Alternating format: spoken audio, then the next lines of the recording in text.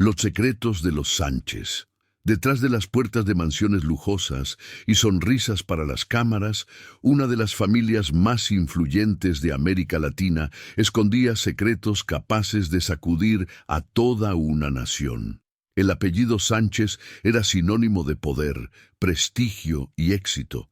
Pero cuando las cortinas se cerraban, la realidad era muy diferente. Traiciones, mentiras, alianzas peligrosas y escándalos que parecían sacados de una novela fueron cuidadosamente ocultados durante décadas.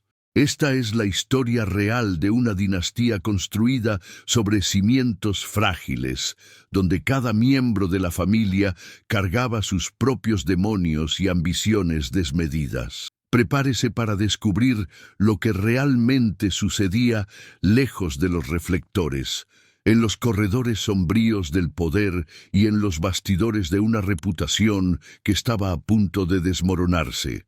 Si quiere conocer todos los detalles de esta historia sorprendente, no olvide suscribirse al canal y dejar su like en este video.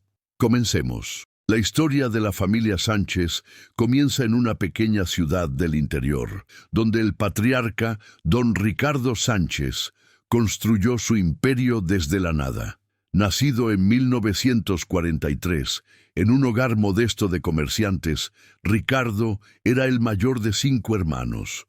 Su padre, un vendedor de telas que apenas conseguía sostener a la familia, murió cuando Ricardo tenía apenas 17 años, dejándolo como el único sostén de su madre viuda y sus hermanos menores. Desde joven, Ricardo mostró una ambición que parecía no conocer límites. Mientras sus compañeros de escuela soñaban con trabajos estables y vidas tranquilas, él hablaba de fortunas, de negocios internacionales, de un futuro donde su apellido sería respetado y temido. Sus vecinos lo recuerdan como un joven carismático pero calculador, alguien que podía vender hielo en el Ártico si así lo necesitaba.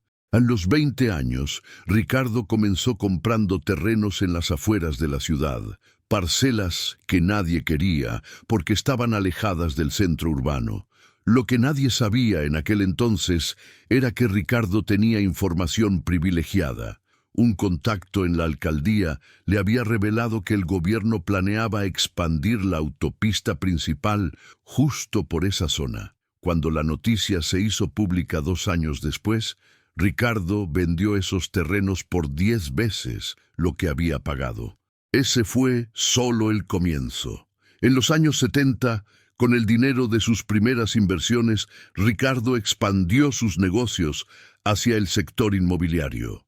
Construía edificios residenciales en tiempo récord, utilizando materiales baratos y mano de obra que trabajaba en condiciones cuestionables. Hubo denuncias, hubo protestas, pero misteriosamente nunca prosperaban.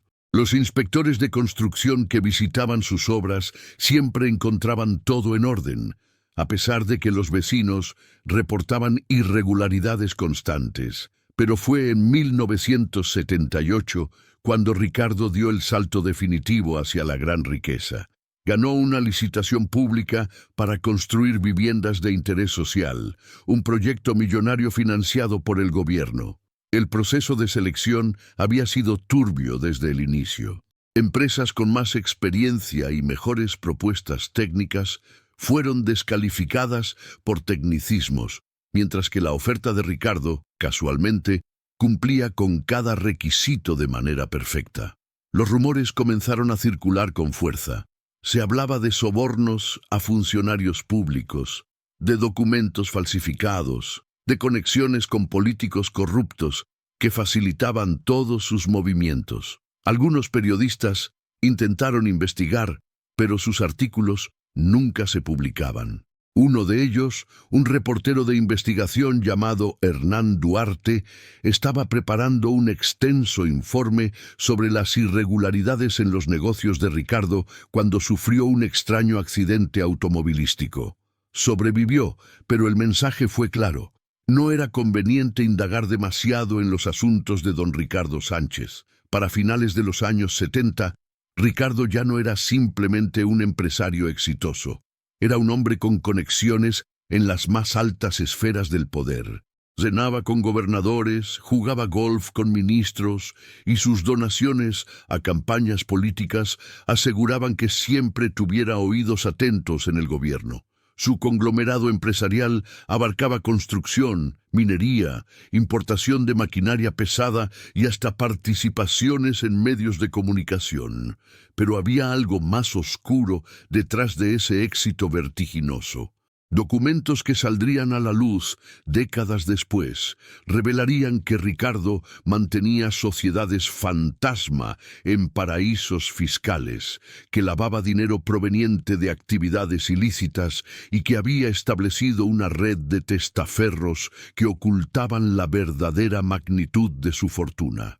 En documentos internos de su empresa, encontrados años más tarde, durante las investigaciones judiciales, había anotaciones manuscritas que mostraban transferencias millonarias a cuentas numeradas, pagos a consultores que nunca prestaron servicio alguno, y contratos con empresas que no tenían empleados ni oficinas físicas. Ricardo se casó en 1968 con Elena Mendoza, una mujer de familia tradicional y conservadora que aportó no solo belleza, sino también conexiones sociales fundamentales para los planes de Ricardo.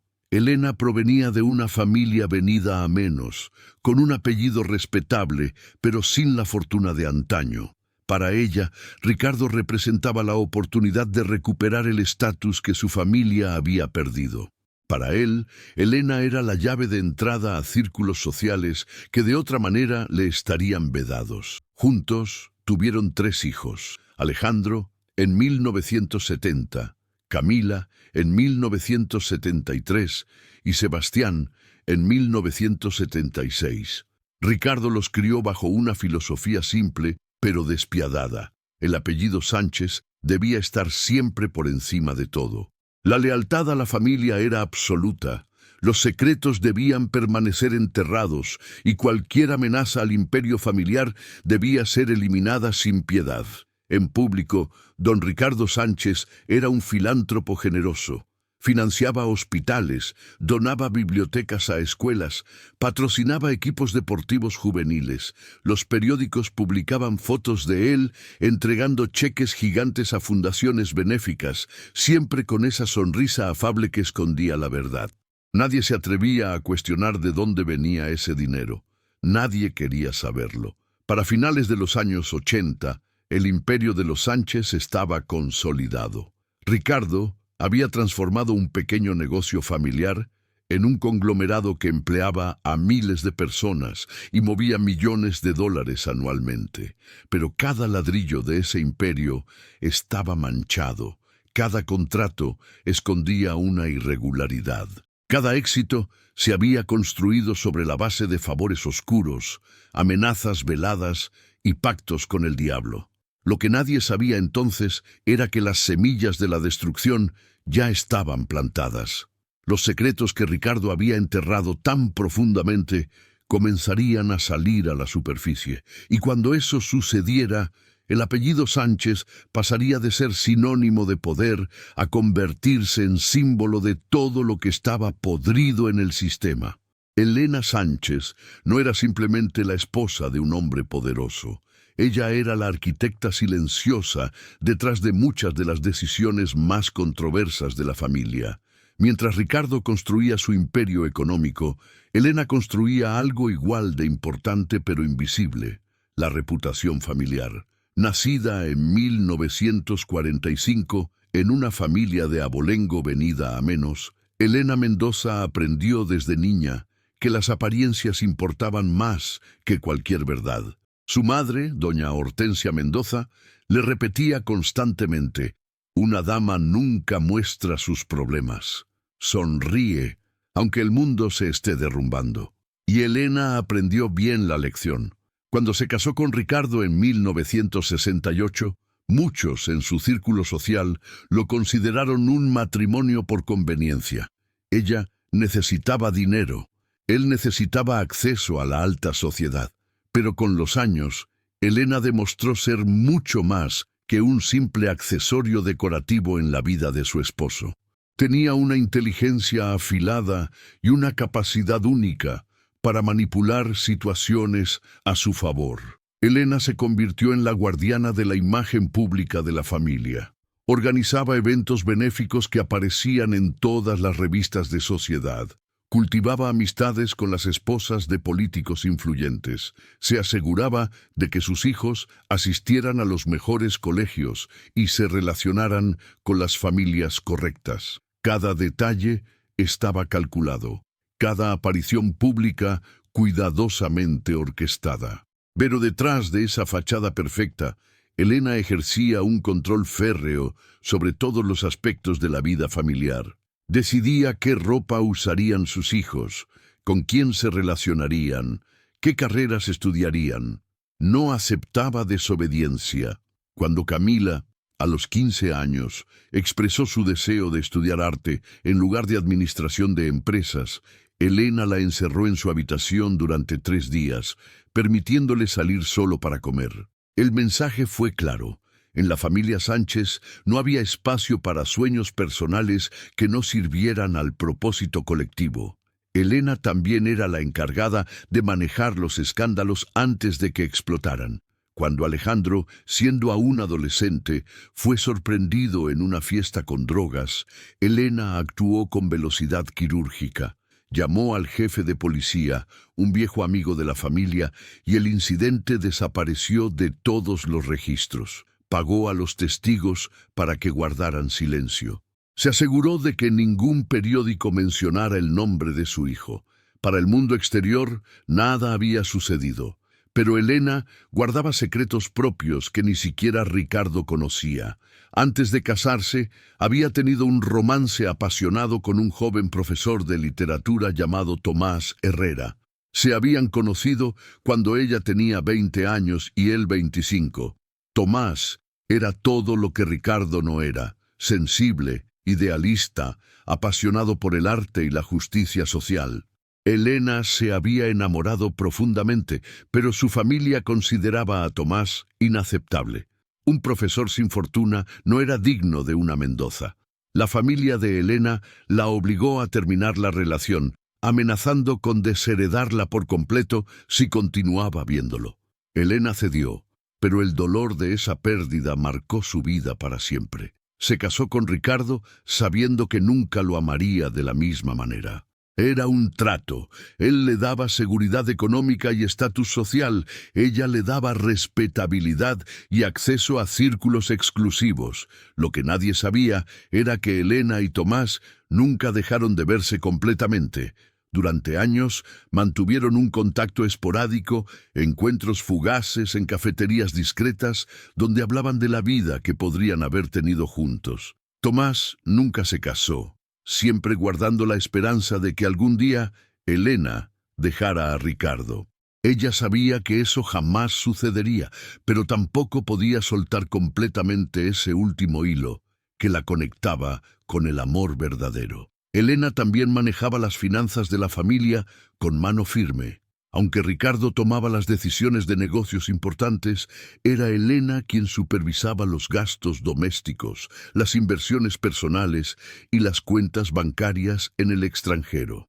Tenía un conocimiento detallado de cada movimiento de dinero, de cada transacción sospechosa, y guardaba copias de todos los documentos comprometedores en una caja fuerte secreta, por si algún día necesitaba protegerse. Su relación con sus hijos era compleja y contradictoria. Exigía perfección absoluta, pero era incapaz de mostrar afecto genuino. Alejandro buscaba desesperadamente su aprobación y nunca la recibía por completo. Camila se rebeló contra su autoritarismo y se convirtió en su mayor fuente de vergüenza. Sebastián, el menor, aprendió a ser invisible, a pasar desapercibido para evitar las expectativas aplastantes que habían destruido a sus hermanos. Elena también era conocida por su crueldad sutil. No levantaba la voz, no perdía la compostura, pero sus palabras podían destrozar a una persona. Cuando la esposa de un socio de Ricardo apareció en un evento con un vestido que Elena consideró inapropiado, no dijo nada directamente. Simplemente comentó en voz alta para que todos escucharan: «Qué interesante cuando las personas confunden valentía con falta de criterio». La mujer nunca volvió a asistir a un evento de los Sánchez. Detrás de puertas cerradas, Elena bebía, no en exceso, nunca al punto de perder el control, pero lo suficiente para adormecer el vacío que sentía. Cada noche, después de asegurarse de que todos estuvieran dormidos, se servía una copa de brandy en su estudio privado y miraba por la ventana hacia el jardín iluminado, preguntándose cómo había terminado en esa vida. Había cambiado amor por seguridad, autenticidad por apariencias, y ahora, a sus 40 y tantos años, se sentía atrapada en una jaula dorada de su propia creación. Cuando los escándalos comenzaron a surgir, Elena entró en modo de guerra total. Contrató investigadores privados para desenterrar secretos de quienes amenazaban a la familia. Sobornó a periodistas para que mataran historias perjudiciales. Presionó a testigos para que cambiaran sus declaraciones. No había línea que no estuviera dispuesta a cruzar para proteger el apellido Sánchez. ¿Qué opina hasta ahora sobre la historia de los Sánchez? ¿Conoce familias similares donde las apariencias ocultan oscuros secretos? Deje su opinión en los comentarios. Queremos saber qué piensa. Alejandro Sánchez Mendoza nació el 15 de marzo de 1970, destinado desde el primer día a cargar el peso de un apellido que era tanto bendición como maldición. Fue el hijo primogénito, el heredero del imperio, el niño que jamás tuvo la oportunidad de ser simplemente eso, un niño. Desde los 5 años, Ricardo lo llevaba a reuniones de negocios. Lo sentaba en una silla al lado suyo mientras discutía contratos y negociaciones. «Observa y aprende», le decía. «Algún día todo esto será tuyo». Alejandro observaba a esos hombres de traje oscuro hablando en códigos que no entendía, haciendo acuerdos que años después descubriría que eran profundamente corruptos. Elena lo inscribió en el colegio más exclusivo de la capital, donde los hijos de presidentes y magnates estudiaban. Alejandro debía ser el mejor alumno, el más destacado, el que todos admiraran. No podía sacar menos de 9 en ninguna materia. Si lo hacía, Elena lo castigaba quitándole todo privilegio durante un mes. Nada de televisión, nada de juegos, nada de amigos, solo estudiar. A los 12 años, Alejandro ya sufría de úlceras estomacales. El médico le dijo a Elena que el niño estaba bajo demasiado estrés, que necesitaba relajarse. Ella respondió fríamente: «El estrés construye carácter. Mi hijo no puede darse el lujo de ser débil». Aumentó las exigencias. Cuando cumplió 18 años, Ricardo lo envió a estudiar administración de empresas en la Universidad de Harvard. «Solo lo mejor para mi hijo», decía orgulloso. Pero Alejandro secretamente quería estudiar literatura. Le fascinaban las historias, los poemas, las palabras que podían crear mundos enteros. Nunca se atrevió a decírselo a su padre. Sabía cuál sería la respuesta. En Harvard, lejos de la vigilancia constante de sus padres, Alejandro experimentó por primera vez con la libertad. Y esa libertad vino con un precio. Comenzó a frecuentar fiestas donde las drogas circulaban tan libremente como las bebidas. Al principio fue solo marihuana, algo para calmar la ansiedad que lo atormentaba desde niño. Luego, cocaína, para mantenerse despierto durante las noches de estudio interminable. Después, pastillas para dormir, porque la cocaína no lo dejaba descansar. Un compañero de universidad lo encontró una noche inconsciente en el baño de una fraternidad. La sobredosis casi le cuesta la vida. El hospital llamó a sus padres. Ricardo voló inmediatamente a Boston, no para consolar a su hijo, sino para controlar el escándalo. Pagó lo que fuera necesario para que el incidente desapareciera de todos los registros médicos y policiales. Alejandro pasó 2 semanas en una clínica de rehabilitación privada y discreta. Cuando salió, su padre le dijo: Esto nunca sucedió. ¿Entendido? Alejandro asintió. Se graduó con honores en 2000, regresó al país y asumió un puesto ejecutivo en el conglomerado familiar. A los 25 años era vicepresidente de operaciones. A los 30, director general. Trabajaba 16 horas al día, 7 días a la semana. Sus empleados lo temían porque replicaba la crueldad que había aprendido de sus padres. Despedía a gente sin remordimiento, exigía resultados imposibles, toleraba 0 errores. Pero en privado, Alejandro se estaba desmoronando. Había vuelto a las drogas, esta vez con más cuidado, escondiéndolas mejor. Mantenía cocaína en su oficina privada, en el cajón de su escritorio, detrás de una falsa pared. La consumía entre reuniones para mantener la energía. Por las noches, tomaba tranquilizantes para poder dormir unas pocas horas antes de que comenzara todo de nuevo. En 2005, Elena arregló su matrimonio con Valentina Rojas, hija de otro empresario poderoso del sector financiero. No fue exactamente un arreglo formal, pero las presiones fueron tan sutiles como efectivas. Valentina es perfecta para ti, le decía Elena constantemente. Su familia tiene las conexiones que necesitamos. Alejandro conocía el juego.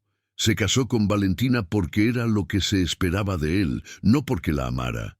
Valentina era hermosa, educada, provenía de la familia correcta, era la esposa perfecta en papel, pero su matrimonio fue una farsa desde el principio.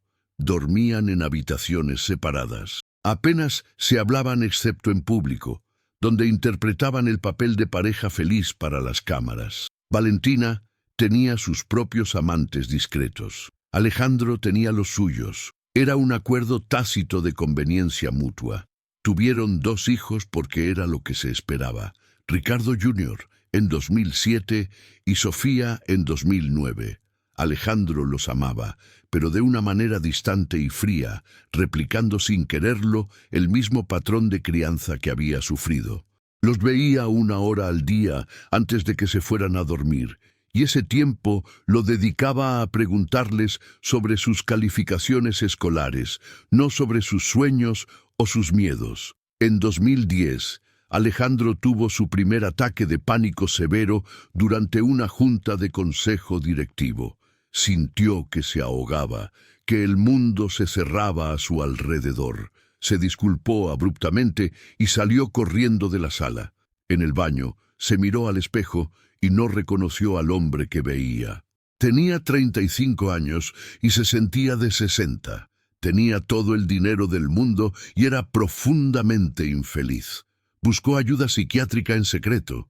No podía permitir que nadie en la familia supiera que estaba yendo a terapia. Elena consideraba la psicología una debilidad de carácter. El psiquiatra le diagnosticó depresión severa y trastorno de ansiedad generalizada. Le recetó medicamentos. Alejandro los tomaba religiosamente, escondiéndolos en diferentes lugares de su oficina y su casa. Cuando los documentos comprometedores de la familia comenzaron a filtrarse a la prensa en 2015, Alejandro fue puesto a cargo de controlar los daños. Ricardo ya estaba viejo y enfermo. Elena se encargaba de la imagen pública, pero era Alejandro quien debía enfrentar a los abogados, a los investigadores, a los fiscales. La presión se multiplicó por 1000. Intentó todo para detener las investigaciones. Contrató a los mejores abogados del continente. Sobornó a funcionarios públicos. Amenazó a periodistas. Pero esta vez, los secretos eran demasiado grandes y el escándalo demasiado monumental. No había forma de taparlo. La noche antes de su primera audiencia judicial, Alejandro consideró seriamente el suicidio. Tenía las pastillas en la mano, suficientes para no despertar nunca más. Pero pensó en sus hijos y guardó las pastillas.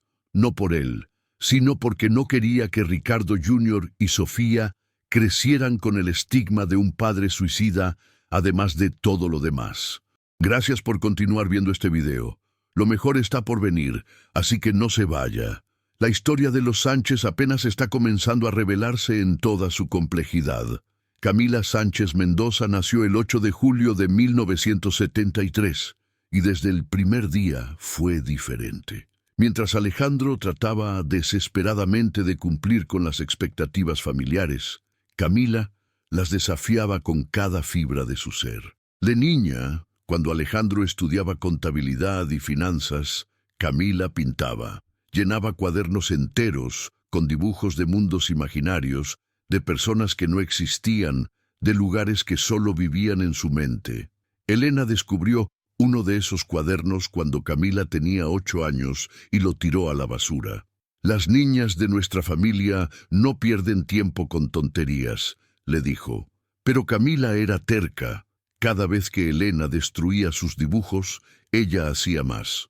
Los escondía mejor, en lugares donde su madre no pudiera encontrarlos. Desarrolló una vida secreta, un mundo interior donde nadie podía alcanzarla ni controlarla. En el colegio exclusivo donde estudiaba, Camila se negaba a encajar. Mientras sus compañeras hablaban de fiestas y vestidos caros, ella leía a Frida Kahlo y Diego Rivera. Mientras ellas soñaban con casarse con hombres ricos, Camila soñaba con exponer sus obras en galerías de arte. Era la marginada, la rara, la que no entendía las reglas del juego social. A los 15 años, cuando Elena quiso obligarla a estudiar administración de empresas para ayudar con los negocios familiares, Camila se rebeló abiertamente. «No voy a ser parte de tu circo», le gritó a su madre. Elena la encerró en su habitación durante 3 días. Cuando finalmente la dejó salir, Camila había decidido que nunca volvería a dejar que nadie la controlara. Estudió Bellas Artes en la Universidad Nacional, para horror de sus padres, que esperaban que fuera al extranjero como Alejandro. «¿La universidad pública?», había exclamado Elena con desdén. «¿Qué pensará la gente?». Camila respondió: «No me importa lo que piense la gente». Fue la primera de muchas batallas. En la universidad, Camila floreció. Lejos de la opresión familiar, descubrió quién era realmente. Se involucró en movimientos estudiantiles, protestaba contra la desigualdad social, cuestionaba el sistema que había enriquecido a su propia familia. Sus profesores veían en ella un talento genuino para el arte, una sensibilidad rara que no podía ser enseñada. Fue durante una protesta estudiantil en 2095 donde conoció a Mateo Rivera. Él era estudiante de periodismo, un joven idealista que soñaba con cambiar el mundo a través de la verdad. Tenía el cabello largo, usaba camisetas de bandas de rock y conducía una motocicleta vieja que se descomponía cada 2 semanas. Era todo lo opuesto a los hombres que Elena habría aprobado. Se enamoraron de la manera intensa y absoluta como solo se puede amar a los 22 años. Mateo veía en Camila no solo a la heredera de una fortuna, sino a una mujer con un corazón enorme y un talento extraordinario. Camila veía en Mateo al primer hombre que la amaba por quien era, no por su apellido. Cuando Camila le presentó Mateo a su familia en 2096, la cena fue un desastre absoluto. Ricardo lo interrogó como si fuera un criminal. ¿A qué se dedica su familia? ¿Cuáles son sus ambiciones? ¿Qué puede ofrecerle a mi hija? Elena ni siquiera fingió cortesía. Se levantó de la mesa a mitad de la cena y se retiró a su habitación. El mensaje fue claro. Mateo Rivera no era bienvenido en la familia Sánchez. Camila se mudó del hogar familiar a los 23 años, a un pequeño apartamento en el barrio bohemio de la ciudad.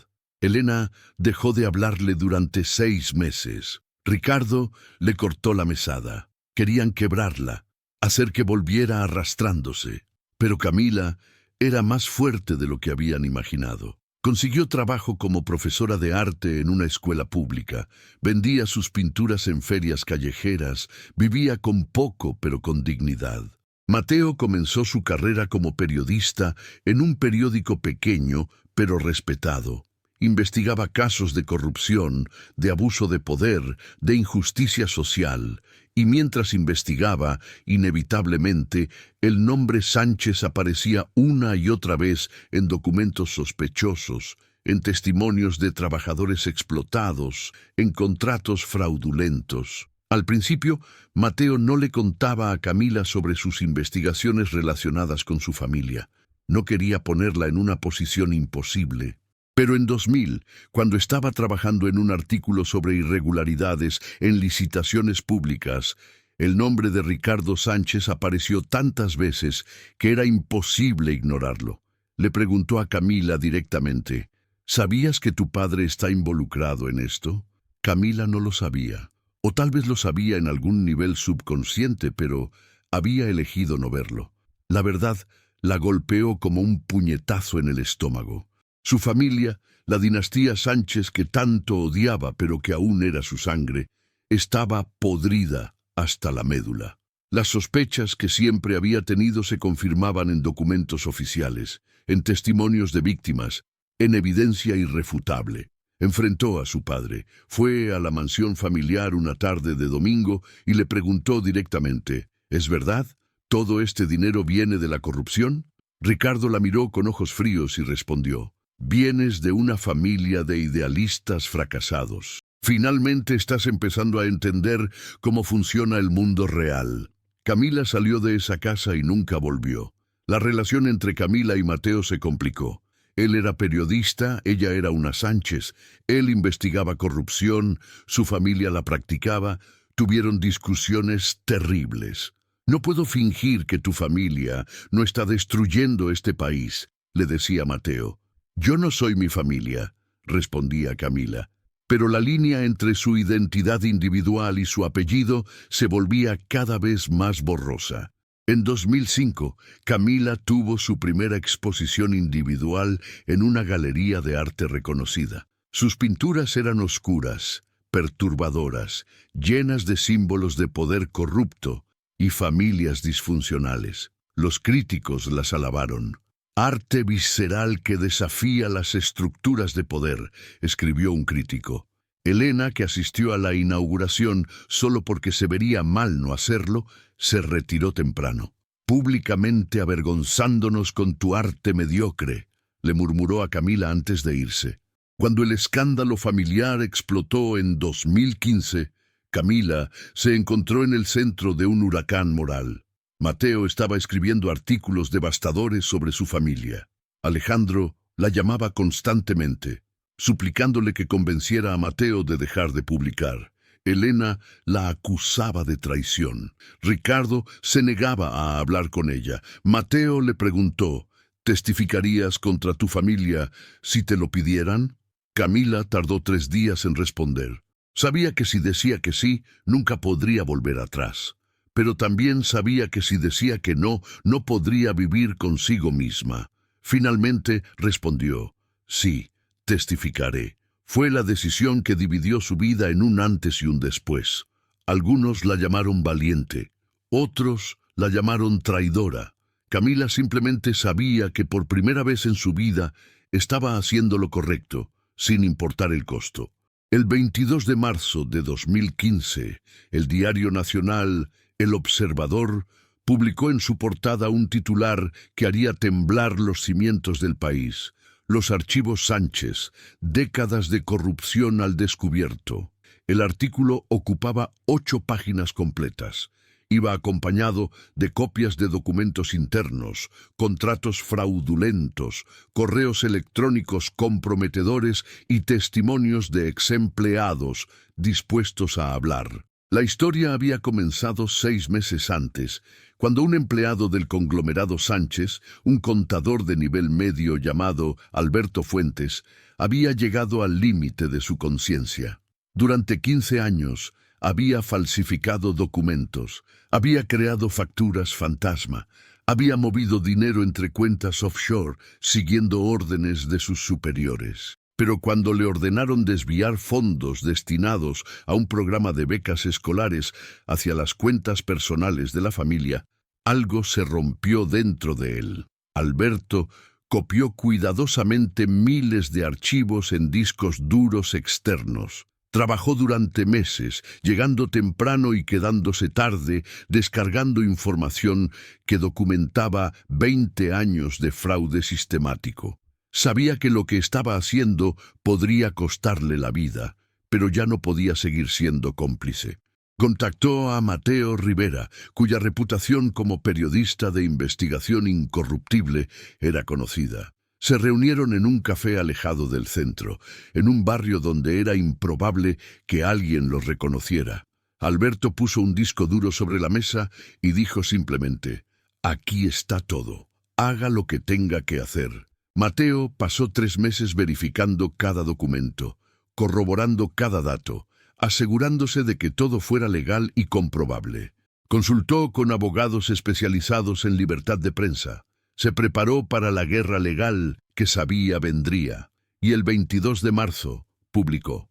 Los documentos revelaban un sistema de corrupción que funcionaba como un reloj suizo. Contratos públicos amañados, donde las empresas de la competencia eran descalificadas por tecnicismos inventados. Pagos a funcionarios públicos documentados con el eufemismo de honorarios de consultoría. Sociedades fantasma en Panamá, las Islas Vírgenes Británicas y Suiza que ocultaban la verdadera magnitud de la fortuna familiar. Evasión fiscal por cientos de millones de dólares.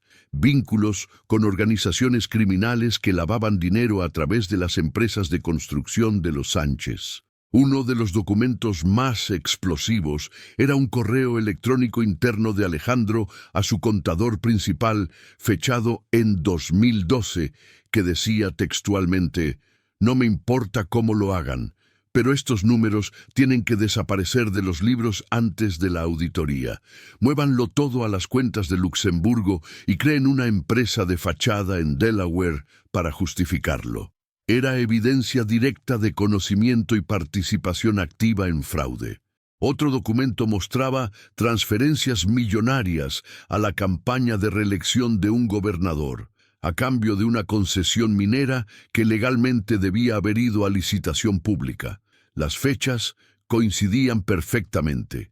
La transferencia se hizo el 3 de mayo. La concesión fue otorgada el 15 de mayo, sin proceso competitivo alguno. Había testimonios de trabajadores de construcción que habían trabajado en condiciones infrahumanas en proyectos de los Sánchez. Jornadas de 14 horas sin equipo de seguridad adecuado, salarios por debajo del mínimo legal, amenazas si se atrevían a denunciar. Uno de ellos, un albañil llamado José Ramírez, contaba cómo había perdido 2 dedos en un accidente en obra y la empresa lo había despedido sin compensación alguna, amenazándolo con hacerle daño a su familia si hablaba con las autoridades. La reacción fue inmediata y explosiva. Las redes sociales ardieron con indignación. El hashtag #Justicia para los Sánchez se volvió tendencia global en menos de 2 horas. Grupos ciudadanos se manifestaron frente a las oficinas del conglomerado empresarial. Políticos de oposición exigían investigaciones inmediatas. Incluso algunos aliados de los Sánchez comenzaron a distanciarse públicamente temiendo que el escándalo los salpicara. Don Ricardo Sánchez estaba en su mansión cuando las primeras noticias comenzaron a circular. Tenía 72 años y su salud ya era delicada. Cuando vio el titular en la pantalla de televisión, sintió un dolor agudo en el pecho. Su secretaria personal lo encontró desplomado en su silla, aferrándose al escritorio. Llamaron a una ambulancia de inmediato. El ataque cardíaco fue severo, pero no fatal. Ricardo fue hospitalizado en la unidad de cuidados intensivos de una clínica privada. Los médicos dijeron que sobreviviría, pero que su corazón estaba debilitado. Elena se mantuvo junto a su cama, con el rostro inexpresivo, mientras afuera los reporteros se aglomeraban tratando de conseguir declaraciones. Alejandro convocó una reunión de emergencia con el equipo legal de la familia. Eran las 3 de la mañana cuando 15 abogados se reunieron en la sala de conferencias de las oficinas centrales. Necesito opciones, les dijo Alejandro. Su voz temblaba ligeramente, pero mantenía la compostura. Necesito que esto desaparezca. Los abogados fueron honestos. Esta vez no había forma de hacer desaparecer el escándalo. Los documentos eran auténticos, las fuentes múltiples, la evidencia abrumadora. Lo mejor que podían hacer era preparar una estrategia de defensa agresiva y tratar de minimizar los daños. Podríamos argumentar que son víctimas de una campaña de difamación política, sugirió uno. Podríamos cuestionar la legalidad de cómo se obtuvieron los documentos, propuso otro. Pero todos sabían la verdad. Esta vez, los Sánchez estaban realmente atrapados. La fiscal general del país, una mujer conocida por su integridad inquebrantable, llamada Carmen Ortega, anunció el mismo día de la publicación que abriría una investigación formal. Nadie está por encima de la ley, declaró en una conferencia de prensa, sin importar cuán poderosos crean ser. Elena intentó controlar la narrativa pública como había hecho durante décadas. Contrató a la mejor agencia de relaciones públicas del continente. Prepararon comunicados de prensa que hablaban de malentendidos y tergiversación de documentos fuera de contexto. Organizaron entrevistas en medios amigos donde portavoces de la familia negaban todo rotundamente. Pero el público no estaba comprando la historia esta vez. Cada intento de los Sánchez de defenderse era diseccionado y desmentido con más evidencia. Periodistas de todo el continente se sumaron a la investigación, cada uno descubriendo nuevas capas de corrupción. Era como un efecto dominó imparable. 3 días después de la publicación inicial, la Fiscalía emitió órdenes de allanamiento para las oficinas del conglomerado y para la mansión familiar. A las 6 de la mañana, agentes del Ministerio Público, acompañados por Policía Judicial, entraron con órdenes judiciales. Se llevaron computadoras, archivadores completos, discos duros, teléfonos móviles. Elena los observaba desde la escalera principal de su casa, con el rostro pálido, pero todavía manteniendo la compostura. Alejandro fue citado a declarar como testigo. Llegó acompañado por 5 abogados. La sesión duró 8 horas. Respondió, no recuerdo, a la mayoría de las preguntas. Invocó su derecho a no autoincriminarse en otras. Pero los fiscales tenían sus propios documentos, sus propios correos electrónicos con su firma digital, sus propias grabaciones de reuniones donde había dado órdenes explícitas para cometer fraude. El país estaba polarizado. Algunos defendían a los Sánchez, argumentando que eran víctimas de una persecución política. Todos los empresarios exitosos tienen enemigos, decían. Otros los veían como el símbolo perfecto de todo lo que estaba mal con el sistema: privilegio, impunidad, corrupción institucionalizada. Las manifestaciones se volvieron más grandes cada día. Miles de personas exigían justicia. Sebastián, el hijo menor de Ricardo y Elena, había permanecido al margen del escándalo hasta entonces. Trabajaba en el área de recursos humanos del conglomerado, un puesto que le permitía mantenerse alejado de las operaciones financieras sospechosas. Pero cuando los fiscales comenzaron a investigar también a empleados de nivel medio, Sebastián supo que era cuestión de tiempo antes de que llegaran a él. Una noche empacó 2 maletas y compró un boleto de avión a España. Elena no intentó detenerlo. Camila observaba todo desde la distancia, desgarrada entre el horror por lo que su familia había hecho y un residuo de lealtad familiar que no podía borrar completamente. Mateo la abrazaba mientras ella lloraba. «No eres responsable de sus crímenes», le decía. Pero Camila sabía que el apellido que llevaba la marcaría para siempre, sin importar cuán lejos hubiera tratado de alejarse. La noche del 30 de marzo, una semana después de la publicación inicial, Alejandro se sirvió un vaso de whisky en su oficina privada. Miró por la ventana hacia la ciudad que se extendía debajo de él. Las luces parpadeaban como estrellas terrestres. Había trabajado toda su vida para mantener ese imperio, para cumplir las expectativas de su padre, para estar a la altura del apellido Sánchez. Y en una semana todo se había derrumbado. Sacó su teléfono y llamó a Camila. Ella no respondió las primeras 3 veces. En la cuarta finalmente contestó. «¿Qué quieres, Alejandro?», preguntó con voz cansada. Hubo un largo silencio. Finalmente él dijo: «Solo quería oírte decir que no todo fue en vano, que algo de lo que construimos tuvo valor». Camila respiró profundamente y respondió: «Lo siento, Alejandro, pero nada de esto tuvo valor. Nunca lo tuvo». Colgó. Alejandro terminó su whisky y se preparó para lo que sabía sería una batalla legal que podría durar años. El apellido Sánchez, que una vez fue sinónimo de poder y éxito, ahora era sinónimo de vergüenza y corrupción, y apenas estaban comenzando a descubrir cuán profundo llegaba realmente el abismo. Con el escándalo creciendo cada día, las fisuras dentro de la familia Sánchez comenzaron a ensancharse hasta convertirse en abismos. La presión externa era inmensa, pero sería la traición interna lo que terminaría de destruir cualquier posibilidad de salvación. Javier Sánchez Paredes, primo hermano de Ricardo, había vivido toda su vida a la sombra del imperio familiar.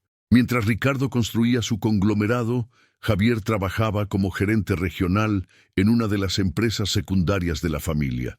Ganaba bien, vivía cómodamente, pero siempre había sido tratado como un empleado más, no como un socio verdadero. Durante 40 años, Javier había tragado su orgullo. Asistía a las reuniones familiares donde Ricardo era el centro de atención, donde todos alababan su visión empresarial y su liderazgo excepcional. Nadie mencionaba que Javier había aportado ideas clave en los primeros años, que había trabajado jornadas de 16 horas para ayudar a establecer el negocio, que había puesto su propio dinero en riesgo cuando los bancos no querían financiar a Ricardo. Lo que más le dolía a Javier era que Ricardo nunca le había dado el reconocimiento que merecía. En las entrevistas periodísticas, Ricardo hablaba de haber construido todo con sus propias manos, como si Javier y otros familiares que habían contribuido en los primeros años simplemente no existieran. Cuando Javier intentó reclamar una participación accionaria mayor en 2005, argumentando que su contribución inicial merecía ser reconocida, Ricardo lo despidió con frialdad. «Te pagamos generosamente por tu trabajo. No confundas un salario justo con ser socio».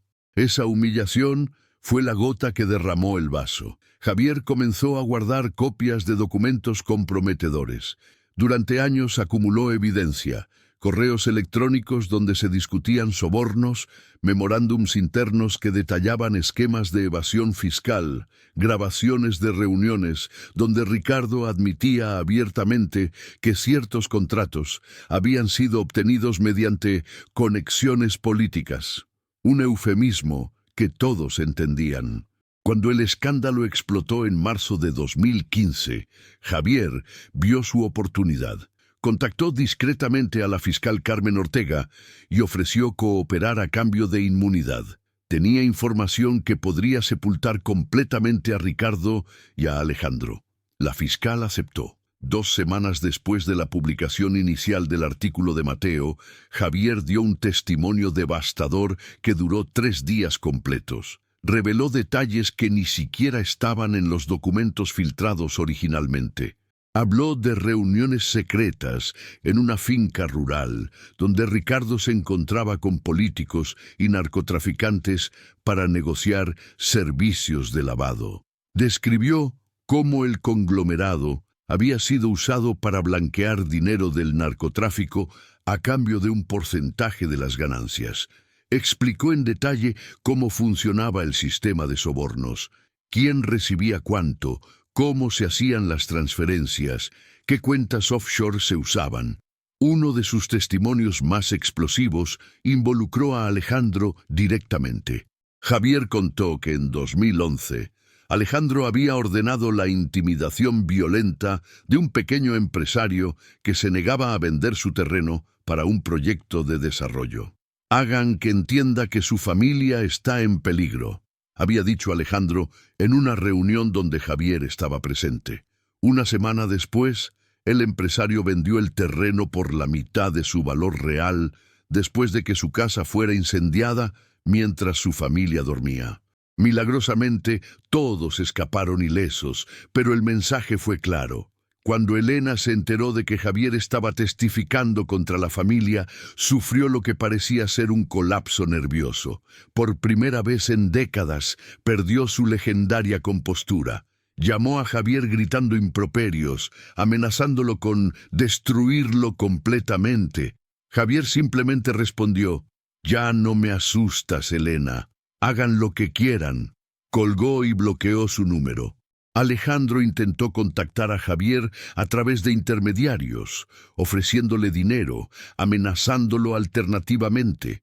Nada funcionó. Javier había tomado su decisión. 40 años vendiendo mi alma fueron suficientes, le dijo a uno de los emisarios. Prefiero ser pobre, pero poder dormir por las noches. Pero Javier no fue la única traición interna. Mariana Sánchez, sobrina de Ricardo e hija de su hermano fallecido, también decidió hablar. Ella había trabajado en el departamento legal del conglomerado durante 15 años. Había revisado y preparado contratos que sabía eran fraudulentos. Había creado estructuras corporativas diseñadas específicamente para ocultar activos y evadir impuestos. Llevaba esa culpa como una piedra en su conciencia. Mariana no buscó inmunidad. Sabía que era tan culpable como los demás, pero quería que la verdad saliera a la luz, sin importar las consecuencias personales. Su testimonio fue particularmente valioso porque tenía conocimiento técnico detallado de cómo funcionaban los fraudes. Podía explicar exactamente cómo se estructuraban las sociedades fantasma, cómo se movía el dinero entre jurisdicciones para evitar detección, cómo se falsificaban documentos legales. Cuando Elena se enteró de que Mariana también estaba cooperando con la fiscalía, dijo algo que sería citado en los periódicos durante semanas. Los traidores merecen lo peor de los castigos. En otro tiempo, en otra época, familias como la nuestra sabían cómo lidiar con las traiciones. Fue interpretado por muchos como una amenaza velada. La fiscal Carmen Ortega inmediatamente puso a Mariana bajo protección policial. Dentro del círculo íntimo familiar, las acusaciones volaban en todas direcciones. Alejandro culpaba a Camila, convencido de que ella había proporcionado información a Mateo. Camila negaba vehementemente haber filtrado nada, pero nadie le creía. Elena culpaba a Ricardo por haber sido descuidado en sus operaciones. Ricardo, desde su cama de hospital donde se recuperaba del ataque cardíaco, culpaba a todos, excepto a sí mismo. Una cena familiar convocada por Elena para cerrar filas terminó en un desastre completo. Fue en abril de 2015, en la mansión familiar. Asistieron Alejandro, su esposa Valentina, Camila y Mateo, sorprendentemente invitados, y algunos primos cercanos. Elena pensó que podía reunir a la familia y recordarles la importancia de la lealtad. Se equivocó completamente. La cena comenzó tensa. Nadie se miraba a los ojos. Las conversaciones eran forzadas y superficiales. Cuando sirvieron el plato principal, Elena levantó su copa y dijo: «A la familia, sin importar las tormentas que enfrentemos, permanecemos unidos». Camila no levantó su copa. «¿Unidos en qué exactamente?», preguntó. «¿Unidos en la mentira? ¿Unidos en proteger criminales?». El silencio fue absoluto. Alejandro dejó caer su tenedor en el plato con un ruido metálico. «No puedo creer que te atrevas a venir aquí y juzgarnos», le dijo a Camila. «Tú y tu novio periodista han destruido esta familia». «Esta familia se destruyó a sí misma hace mucho tiempo», respondió Camila. «Yo solo me negué a seguir siendo parte de la farsa». La discusión escaló rápidamente. Acusaciones que habían sido guardadas durante años salieron a la superficie. Alejandro le recriminó a Camila todos los años que había vivido del dinero familiar, mientras criticaba cómo se obtenía. Camila le recordó a Alejandro que él había elegido vender su alma por la aprobación de sus padres. Elena intentó calmar los ánimos, pero solo logró que ambos se volvieran contra ella. «Tú nos hiciste esto», le dijo Camila a Elena. «Nos criaste para ser marionetas, para valorar las apariencias sobre la decencia, para proteger el apellido sobre hacer lo correcto». Elena, con lágrimas en los ojos, por primera vez que alguien pudiera recordar, respondió: «Hice lo que tenía que hacer para proteger a esta familia. Todo lo que hice fue por ustedes». «Mentira», dijo Camila. «Lo hiciste por ti misma, por tu orgullo, por tu necesidad de control. Nunca se trató de nosotros». La cena terminó con Camila y Mateo retirándose abruptamente. Varios primos los siguieron, incómodos con la situación. Alejandro se encerró en el estudio de la casa con una botella de whisky. Elena se quedó sola en el comedor, mirando la mesa preparada con el mejor servicio de porcelana, flores frescas y comida que nadie había tocado. El símbolo perfecto de la familia Sánchez, una hermosa fachada completamente vacía por dentro. Los días siguientes trajeron más revelaciones. Un exempleado del área de contabilidad presentó registros que mostraban cómo se habían inflado artificialmente los costos de proyectos de construcción gubernamentales, permitiendo que la familia se embolsara la diferencia. Otro testigo reveló que varias de las obras filantrópicas de Ricardo, hospitales y escuelas que supuestamente había financiado, en realidad habían sido pagadas con fondos públicos desviados, mientras la familia se atribuía el crédito público. Cada nueva revelación era un clavo más en el ataúd de la reputación familiar. Los medios de comunicación los destrozaban diariamente. Los caricaturistas políticos se divertían dibujando a los Sánchez como ratas huyendo de un barco que se hundía. Las redes sociales eran implacables. El apellido que una vez fue sinónimo de éxito, ahora era escupido como un insulto. Ricardo, desde su recuperación en casa bajo prisión domiciliar preventiva, observaba todo con una mezcla de rabia e incredulidad. «No debieron habernos subestimado», le dijo a Elena una noche. «Todavía tenemos poder, todavía tenemos dinero, podemos contraatacar». Pero Elena, por primera vez en su vida, había perdido la fe. «No hay nada que contraatacar, Ricardo», respondió. «Perdimos. Tenemos que aceptarlo». Ricardo se negaba a aceptar la derrota. Instruyó a sus abogados para que investigaran a Javier y Mariana, buscando cualquier información comprometedora que pudiera usar para desacreditarlos. Contrató investigadores privados para seguir a los fiscales, buscando algún escándalo personal que pudiera usar como palanca. Gastó millones en una campaña de relaciones públicas tratando de rehabilitar la imagen familiar. Nada funcionó. La marea había cambiado. Los testigos seguían apareciendo, los documentos seguían filtrándose, las acusaciones seguían acumulándose. Y la familia Sánchez, que una vez parecía invencible, se desmoronaba desde adentro, destruida no solo por sus crímenes, sino por su incapacidad de entender que las lealtades basadas en el miedo y la obligación nunca son verdaderas lealtades. El juicio contra Alejandro Sánchez y Ricardo Sánchez comenzó el 15 de septiembre de 2015, 6 meses después de que explotara el escándalo. Fue uno de los juicios más mediáticos en la historia del país. Cientos de periodistas de todo el continente solicitaron acreditación. Las cámaras de televisión transmitían cada minuto en vivo. El país entero se paralizaba cuando se anunciaban nuevos testimonios. El tribunal había designado a una sala especial para acomodar a todos los observadores. Había capacidad para 200 personas, pero cada día llegaban más de 1000 queriendo presenciar lo que los medios ya llamaban el juicio del siglo. Afuera del edificio judicial, Manifestantes de ambos lados gritaban consignas. Unos exigían cadena perpetua. Otros, convencidos de que los Sánchez eran víctimas de persecución política, clamaban por su liberación. Alejandro llegó al primer día del juicio en un convoy de 3 vehículos con vidrios polarizados. Vestía un traje gris oscuro impecable, camisa blanca almidonada, corbata azul marino. Su equipo de imagen le había aconsejado proyectar seriedad y profesionalismo, pero cuando salió del vehículo, rodeado por 5 guardaespaldas, su rostro mostraba el desgaste de 6 meses de infierno. Tenía ojeras profundas, había perdido peso, su cabello comenzaba a encanecer en las sienes. La multitud afuera gritó cuando lo vieron. ¡Ladrón! ¡Corrupto! ¡A la cárcel! Alejandro caminó con la mirada fija al frente, sin hacer contacto visual con nadie.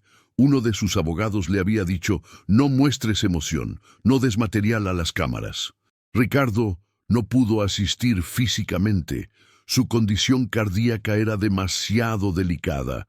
Los médicos habían certificado que el estrés del juicio público podría matarlo. El tribunal aceptó que siguiera el proceso desde su casa a través de videoconferencia. Pero todos sabían que era una táctica legal. Mostrarlo enfermo y frágil generaba simpatía.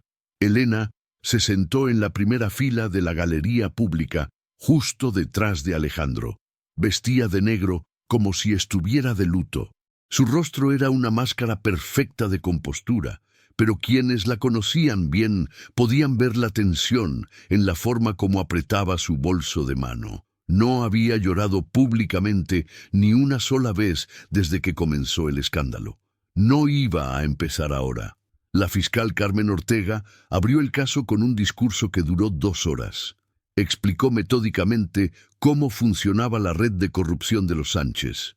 Mostró diagramas que conectaban empresas fantasma con políticos corruptos. Presentó evidencia fotográfica de reuniones secretas. Leyó extractos de correos electrónicos donde Alejandro daba órdenes explícitas para cometer fraude. Este no es un caso de errores contables o malas interpretaciones de la ley, dijo la fiscal Ortega. Es un caso de corrupción sistemática, deliberada y sostenida durante décadas. Los acusados sabían exactamente lo que estaban haciendo. Tenían los recursos para hacerlo bien y legalmente. Eligieron el camino del crimen porque era más lucrativo. El abogado defensor de Alejandro, el reconocido penalista Rodrigo Salazar, respondió con su propia versión. Argumentó que los Sánchez eran víctimas de una cacería de brujas política, orquestada por enemigos envidiosos de su éxito, que los documentos habían sido sacados de contexto, que no había intención criminal, que las prácticas contables cuestionadas eran estándares de la industria. Pero sus argumentos sonaban huecos frente a la montaña de evidencia presentada por la Fiscalía. Había demasiados documentos, demasiados testigos, demasiadas pruebas. La estrategia de la defensa parecía ser sembrar suficiente duda razonable para evitar una condena, no probar inocencia. Los primeros testigos fueron empleados de bajo nivel del conglomerado. Un contador junior que había sido obligado a falsificar registros. Una secretaria que había visto cajas llenas de efectivo siendo movidas en las oficinas. Un ingeniero de obras que testificó sobre materiales de construcción de baja calidad siendo usados en proyectos públicos mientras se facturaban como si fueran de alta calidad. Cada testimonio pintaba el mismo cuadro. Una organización donde el fraude no era la excepción, sino la regla. Donde todo el mundo sabía lo que estaba pasando, pero nadie se atrevía a hablar por miedo a represalias. El testimonio más devastador vino en la tercera semana. Javier Sánchez subió al estrado vestido con un traje simple, sin corbata. Se veía cansado pero determinado. Durante 4 días completos, detalló con precisión quirúrgica cómo funcionaba la operación criminal de la familia. Habló de la finca en las afueras de la ciudad, donde se realizaban las reuniones secretas.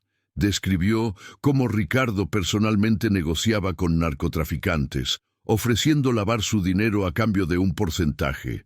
Explicó el sistema de comisiones que se pagaban a funcionarios públicos, 5% del valor del contrato, pagadero en efectivo o transferencias a cuentas offshore. Uno de los momentos más tensos vino cuando el abogado de Alejandro intentó desacreditar a Javier durante el contrainterrogatorio. «Usted también participó en estos supuestos crímenes, ¿verdad?», preguntó Salazar con tono acusatorio. «Sí», respondió Javier sin vacilar.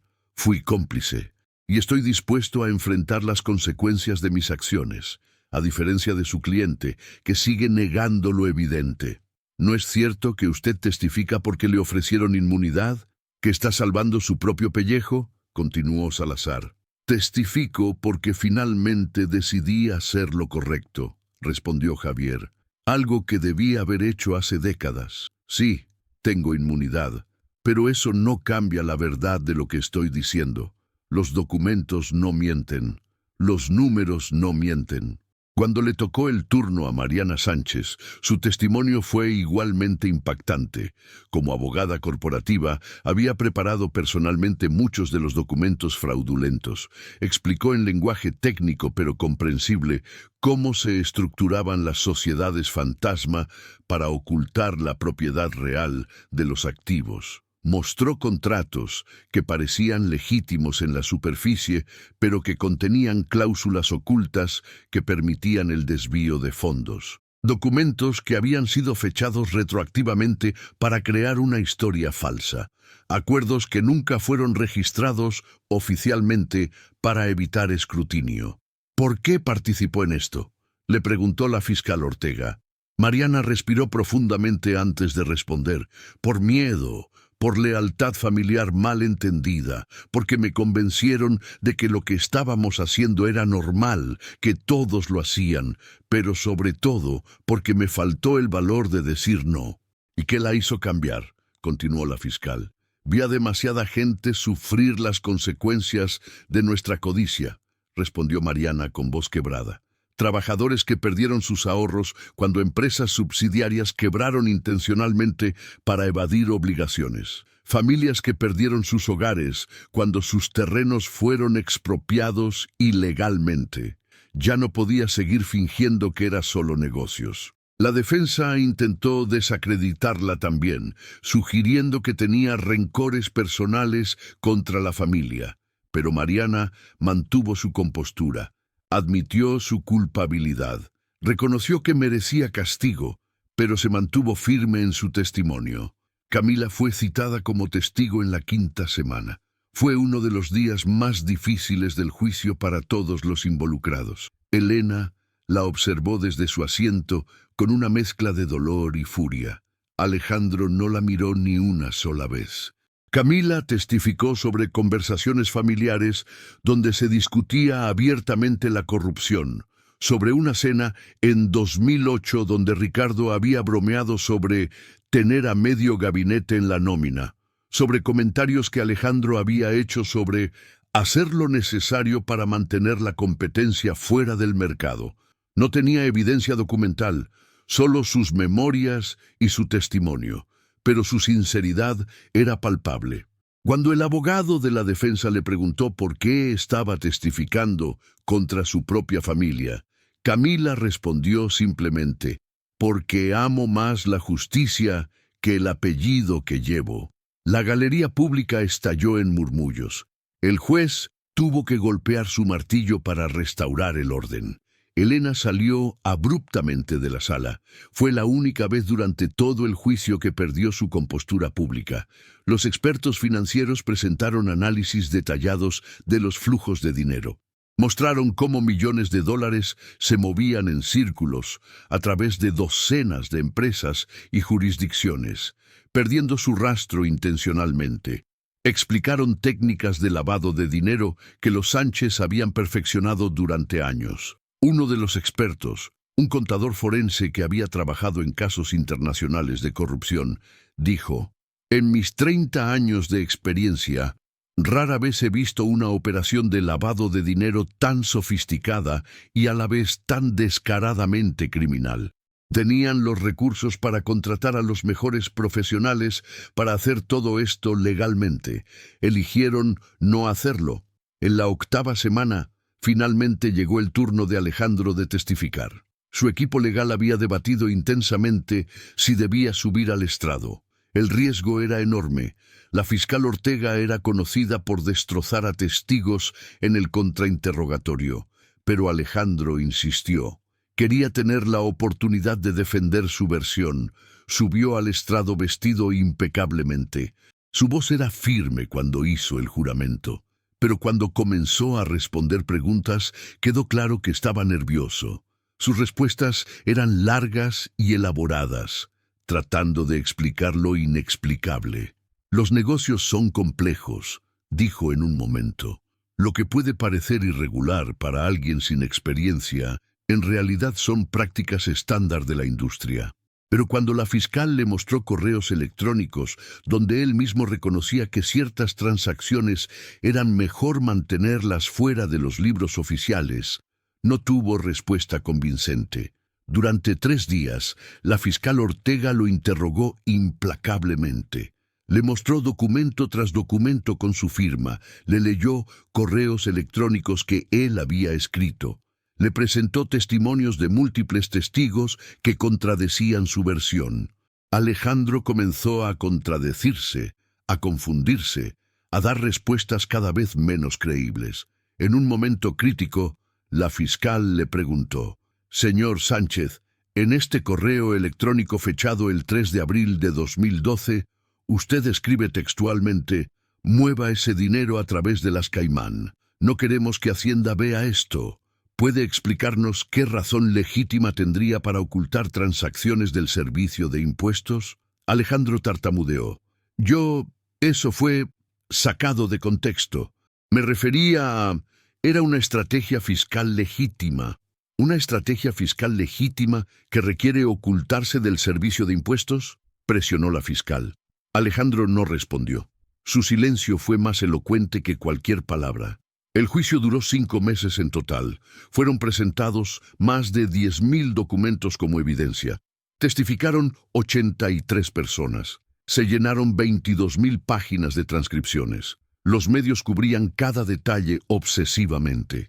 El país entero estaba pendiente de cada desarrollo. Afuera del tribunal, la opinión pública estaba dividida, pero mayoritariamente en contra de los Sánchez. Encuestas mostraban que 82% de la población creía que eran culpables. Solo 12% pensaba que eran inocentes. El resto no estaba seguro. Las manifestaciones continuaron durante todo el juicio. Organizaciones de la sociedad civil usaron el caso como símbolo de la lucha contra la corrupción. Se organizaron marchas masivas exigiendo justicia. Estudiantes, trabajadores, profesionales, personas de todos los sectores sociales se unieron en un clamor común. Ya basta de impunidad. Cuando finalmente llegó el momento de los alegatos finales, la tensión en la sala era palpable. La fiscal Ortega habló durante 4 horas, resumiendo meticulosamente la evidencia. Terminó con palabras que serían citadas en los libros de historia. Este caso no es solo sobre los Sánchez. Es sobre qué tipo de país queremos ser. Un país donde los poderosos pueden comprar su impunidad, o un país donde la ley se aplica por igual a todos. La decisión está en sus manos, honorables magistrados. El abogado Salazar hizo un último intento desesperado de sembrar duda razonable. Argumentó que la evidencia era circunstancial, que los testigos tenían motivaciones personales para mentir, que su cliente era un hombre de negocios exitoso que había sido convertido en chivo expiatorio político. Pero sus palabras sonaron huecas en una sala donde durante 5 meses se había presentado evidencia abrumadora de culpabilidad. El tribunal se tomó 3 semanas para deliberar. Fueron las 3 semanas más largas en la vida de los Sánchez. Alejandro apenas dormía. Elena dejó de comer. Ricardo, desde su casa, observaba noticieros las 24 horas del día, esperando cualquier señal de lo que vendría. Finalmente, el 21 de febrero de 2016, el tribunal anunció que daría a conocer el veredicto. La sala se llenó hasta el último asiento. Las cámaras de televisión se prepararon para transmitir en vivo. El país entero contuvo la respiración. El presidente del tribunal, el magistrado Ernesto Vargas, un hombre de 60 años con reputación de integridad inquebrantable, leyó el veredicto con voz solemne. La sala estaba en silencio absoluto. Solo se escuchaba el sonido de las cámaras fotográficas. En el caso contra Alejandro Sánchez Mendoza, por los delitos de fraude agravado, lavado de activos, cohecho, asociación ilícita y evasión fiscal, el tribunal encuentra al acusado culpable en todos los cargos. Un murmullo recorrió la sala. Elena cerró los ojos. Alejandro permaneció inmóvil, con el rostro pálido. El magistrado continuó. Considerando la gravedad de los delitos, la magnitud del daño causado al erario público y la duración de la actividad criminal, este tribunal condena a Alejandro Sánchez Mendoza a 15 años de prisión efectiva, inhabilitación perpetua para ejercer cargos públicos o privados de administración, y el comiso de todos los bienes obtenidos mediante actividades ilícitas. La sala explotó. Gritos de celebración de algunos, gemidos de angustia de otros. Los guardias de seguridad tuvieron que intervenir para restaurar el orden. Alejandro finalmente mostró emoción. Una lágrima solitaria rodó por su mejilla. Su equipo legal inmediatamente anunció que apelarían. Para Ricardo Sánchez, conectado por videoconferencia desde su casa, el veredicto fue diferente. En consideración a su edad avanzada, su delicado estado de salud certificado médicamente y aplicando el principio de humanidad de las penas, este tribunal condena a Ricardo Sánchez Paredes a 15 años de prisión, con ejecución de la pena bajo modalidad de arresto domiciliario.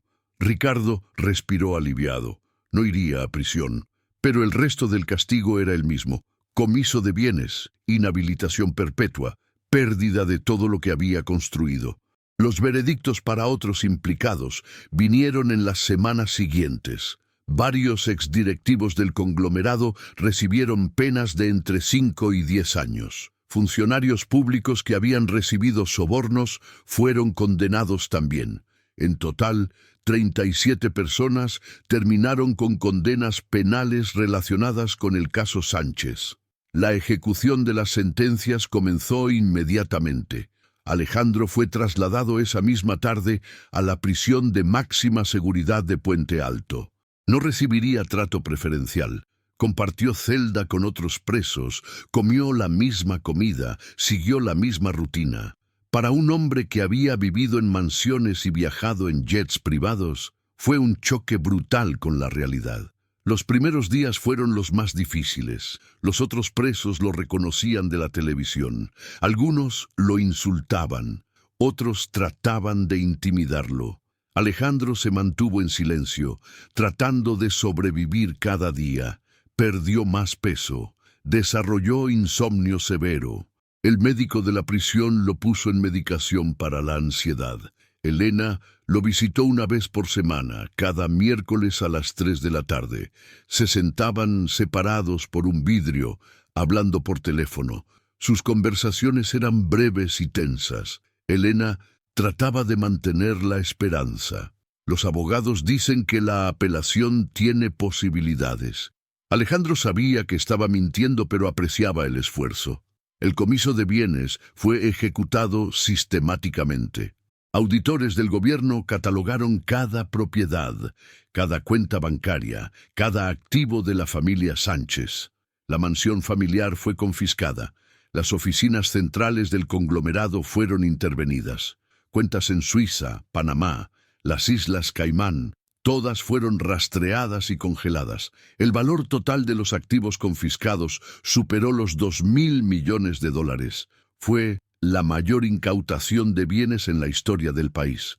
Los fondos recuperados fueron destinados a programas sociales, construcción de hospitales, escuelas, vivienda para familias de bajos recursos. Una ironía amarga. El dinero robado finalmente servía al propósito para el que supuestamente había sido destinado originalmente. Elena se vio forzada a abandonar la mansión donde había vivido durante 40 años. Se mudó a un apartamento modesto en un barrio de clase media.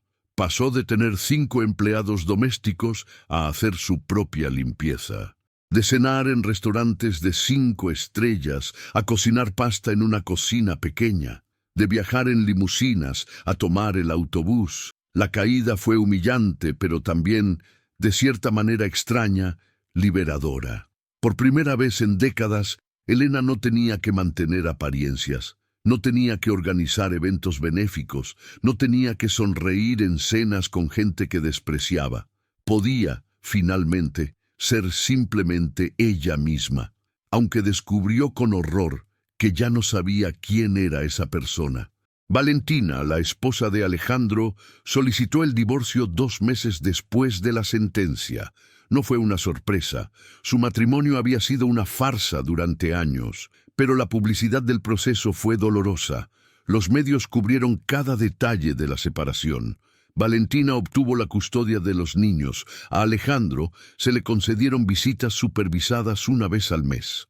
Ricardo Jr. y Sofía, los hijos de Alejandro, tuvieron que cambiar de colegio.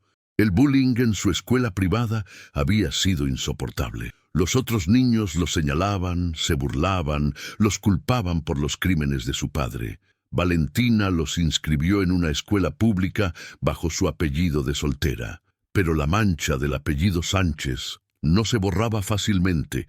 Ricardo padre envejeció 10 años en cuestión de meses. El hombre que una vez había sido un titán de los negocios, ahora pasaba sus días en una casa modesta, bajo arresto domiciliario, con un brazalete electrónico en el tobillo que monitoreaba cada uno de sus movimientos. Solo podía salir para citas médicas, siempre escoltado. Pasaba las horas viendo televisión, leyendo periódicos que lo destrozaban, recordando los días de gloria que nunca volverían. Elena lo visitaba ocasionalmente, pero sus conversaciones eran tensas. Décadas de matrimonio de conveniencia no habían construido bases sólidas para enfrentar la adversidad juntos. Una noche, 3 meses después de la sentencia, Ricardo intentó suicidarse. Tomó una sobredosis de sus medicamentos cardíacos. Su enfermera lo encontró inconsciente y llamó a una ambulancia. Sobrevivió, pero apenas. Los médicos dijeron que su corazón no aguantaría otro intento similar. Cuando Elena lo visitó en el hospital, Ricardo le dijo con voz débil: «Construí un imperio, dejé un legado, y ahora mi nombre es sinónimo de corrupción. Mis nietos crecerán avergonzados de llevar mi apellido. ¿Valió la pena todo esto?». Elena no respondió. No tenía respuesta. Camila observaba el desmoronamiento de su familia desde la distancia. Sentía una mezcla compleja de emociones, satisfacción de que finalmente se hiciera justicia, pero también dolor por ver a su familia destruida. Había cortado todos los lazos, pero la sangre es sangre. No podía simplemente dejar de sentir. Se casó con Mateo en una ceremonia pequeña y privada, solo con amigos cercanos. No invitaron a nadie de la familia Sánchez. Fue una decisión consciente.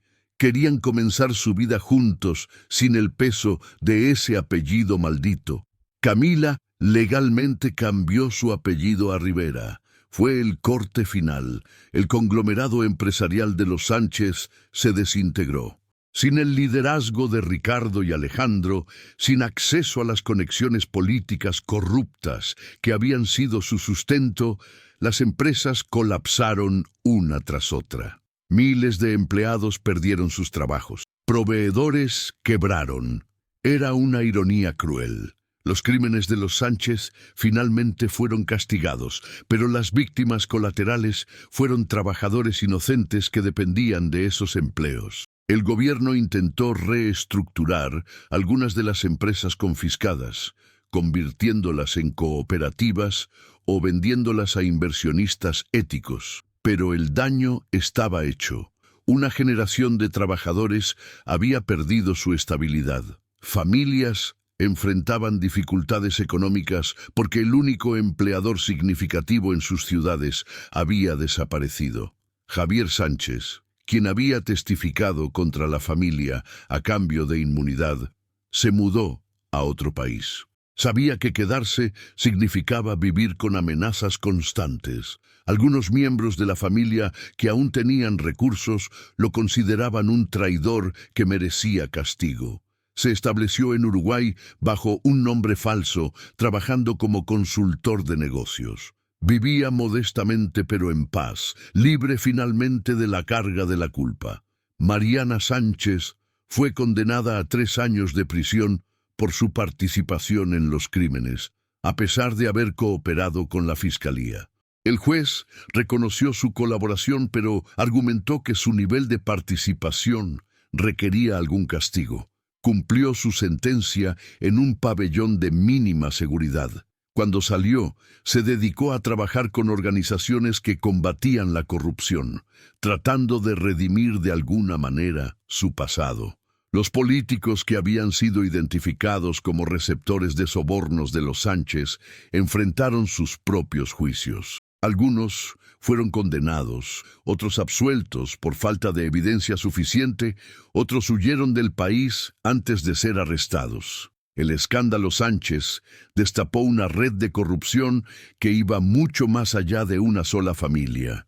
Reformas legislativas fueron implementadas. Se crearon nuevas instituciones de control. El país intentaba limpiarse, pero el cinismo público era profundo. Muchos creían que los Sánchez fueron castigados no porque el sistema funcionara, sino porque perdieron la protección política que los había resguardado durante décadas. Si hubieran apoyado al partido correcto en las últimas elecciones, seguirían libres, decía la gente. Había algo de verdad en eso. Elena Sánchez se convirtió en una figura trágica. La mujer que había controlado cada aspecto de su vida durante décadas ahora no controlaba nada. Sus antiguas amigas la evitaban. Los eventos sociales a los que solía asistir ya no la invitaban. Era una paria, una recordatoria incómoda de que las fortunas pueden cambiar en un instante. Comenzó a beber más seriamente. No en público, nunca perdía ese último vestigio de dignidad.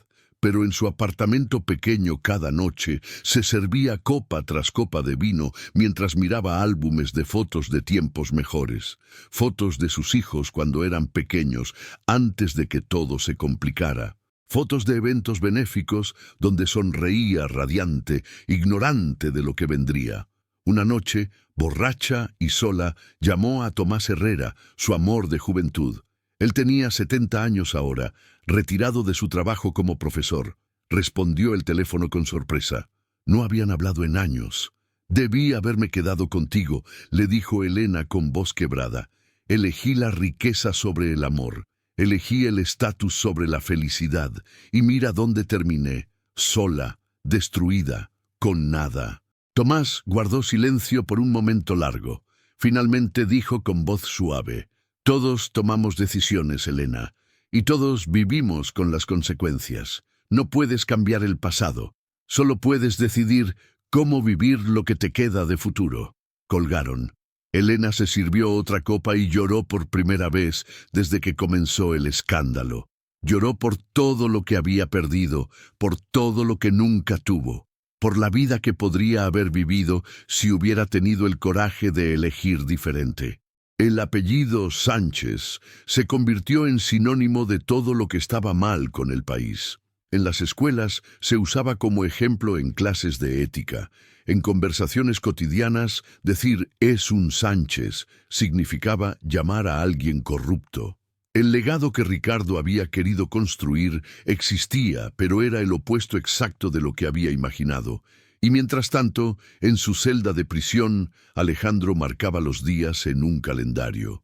15 años. Tenía 45 cuando fue sentenciado. Tendría 60 cuando saliera, si llegaba a salir. La mitad de su vida se había ido en construir un imperio corrupto. La otra mitad la pasaría pagando por ello. Y al final, ¿qué quedaría? Nada más que cenizas y arrepentimiento. 5 años después de las sentencias, en 2021, la familia Sánchez existía solo como fragmentos dispersos de lo que alguna vez fue. Cada miembro sobreviviente intentaba, a su manera, reconstruir algún tipo de vida desde las ruinas. Alejandro cumplía su 5.º año de prisión.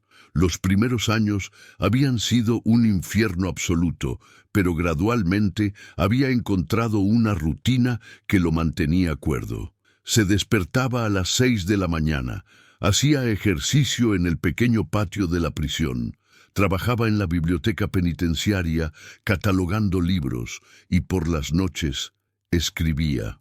Había comenzado a escribir como terapia, aconsejado por el psicólogo de la prisión. Al principio solo eran pensamientos dispersos, reflexiones sobre cómo había llegado a ese punto. Pero gradualmente esas reflexiones se convirtieron en un manuscrito. Estaba escribiendo sus memorias. El libro se tituló Heredero del veneno, confesiones desde la prisión. En él, Alejandro describía con brutal honestidad su crianza, la presión constante por cumplir expectativas imposibles, las decisiones morales que había racionalizado a lo largo de los años. No se presentaba como víctima, reconocía plenamente su culpabilidad, pero intentaba explicar cómo una persona podía gradualmente perder su brújula moral. Una editorial independiente aceptó publicar el libro en 2022. Fue un bestseller instantáneo y profundamente controvertido. Los críticos lo destrozaron. Un criminal tratando de ganar simpatía, pornografía moral, un intento patético de rehabilitar lo irredimible. Pero el público lo devoró. 500.000 copias vendidas en el primer mes. Parte del atractivo era el morbo, sin duda. La gente quería asomarse al mundo secreto de los ultrarricos y corruptos. Pero había algo más. El libro era genuinamente introspectivo. Alejandro no se excusaba. Analizaba sus propios fracasos morales con la misma crueldad con que otros lo habían juzgado. Uno de los capítulos más impactantes describía la primera vez que había aceptado conscientemente participar en un acto de corrupción. Tenía 26 años, recién graduado de Harvard, trabajando bajo la supervisión de su padre. Ricardo le había dicho: hay que pagar una comisión al inspector de obras para que apruebe el proyecto sin demoras.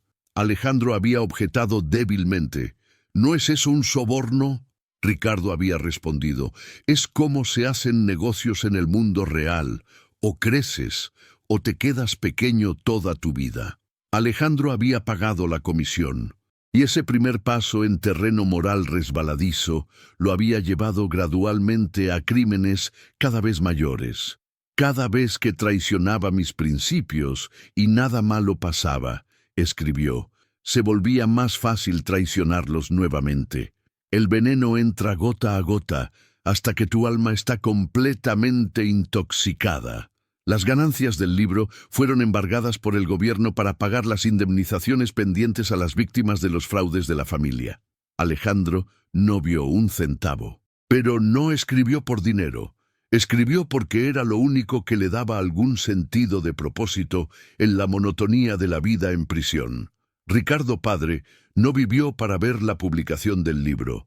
Murió en 2020, a los 77 años, de un segundo ataque cardíaco masivo. Elena lo encontró en su cama, con el rostro sereno. Los médicos dijeron que fue rápido e indoloro. Su funeral fue un evento pequeño y discreto. Asistieron menos de 20 personas. El hombre que una vez había llenado salones con cientos de aduladores murió casi en el olvido.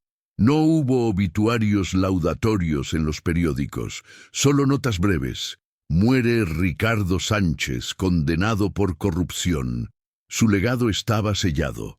Elena lloró en el funeral, pero no estaba claro si lloraba por el hombre o por todo lo que habían perdido. Elena misma se había transformado completamente. A los 75 años, vivía sola en su modesto apartamento, subsistiendo con una pequeña pensión que el gobierno le permitió conservar. Había perdido todo el resto.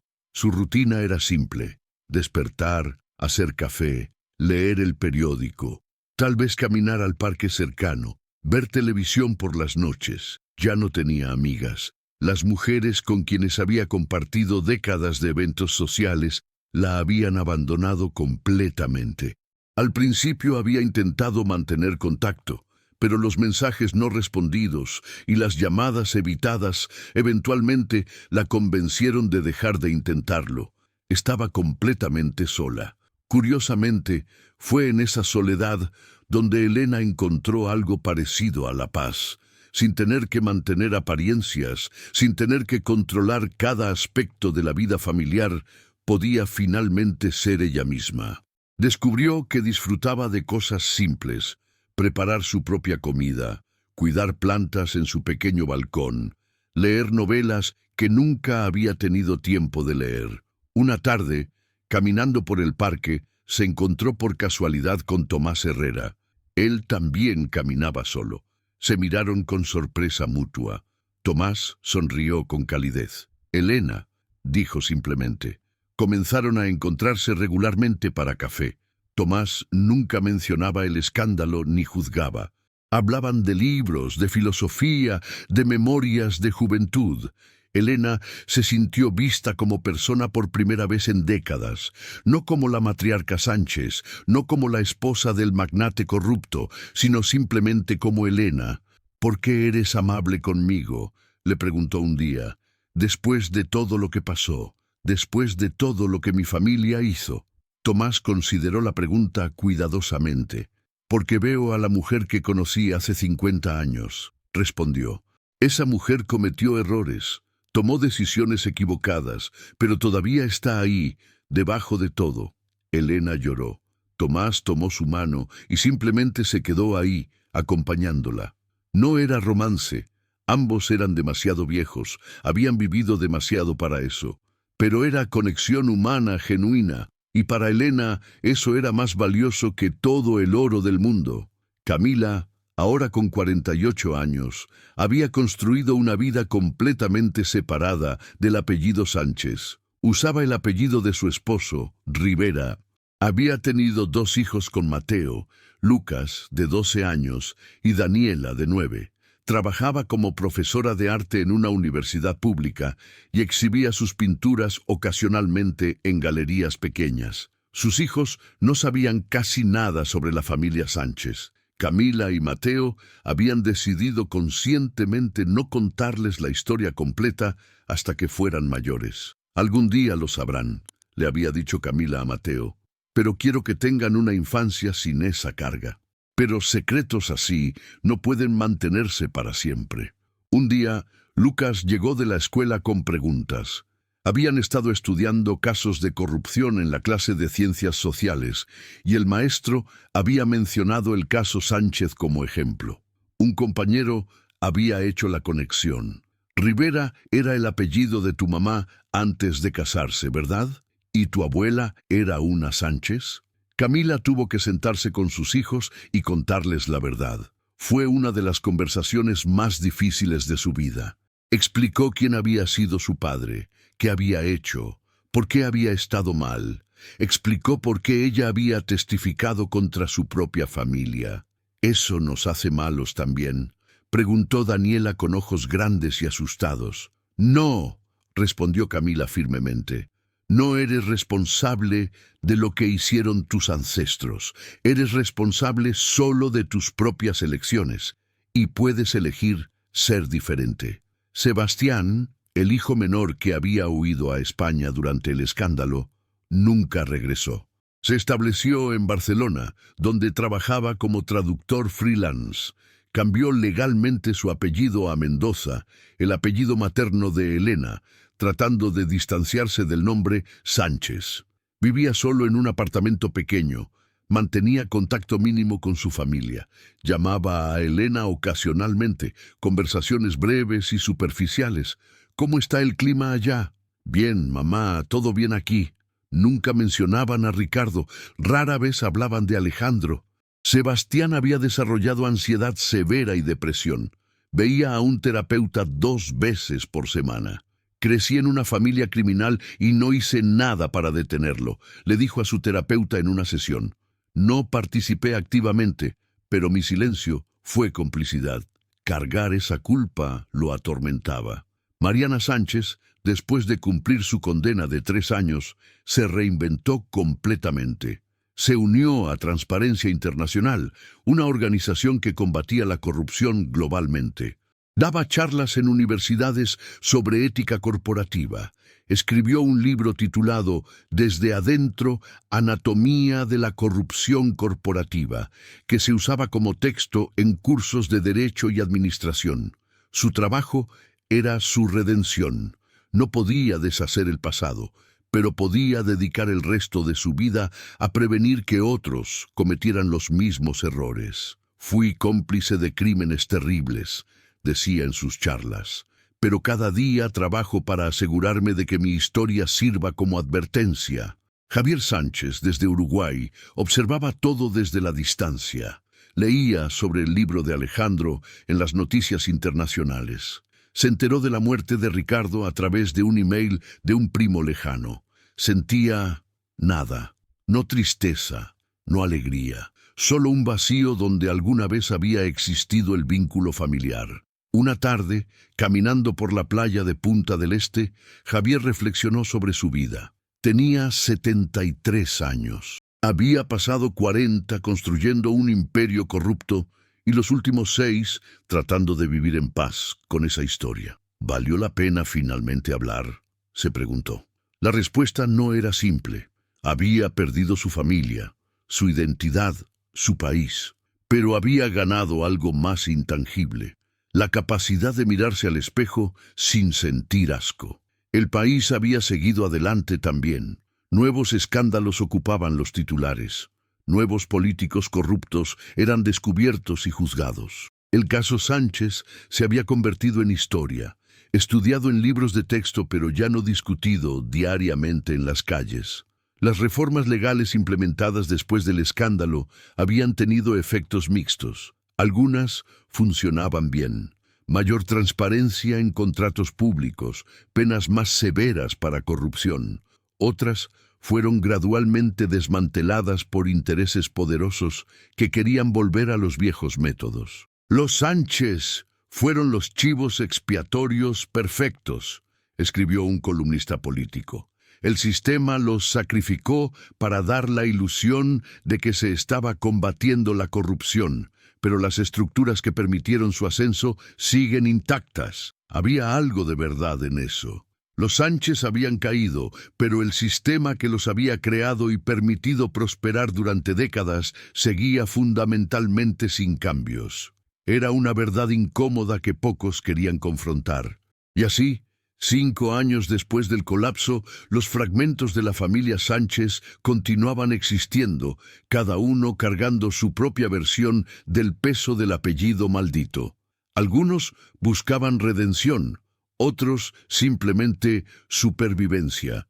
Ninguno podía escapar completamente de la sombra de lo que había sido.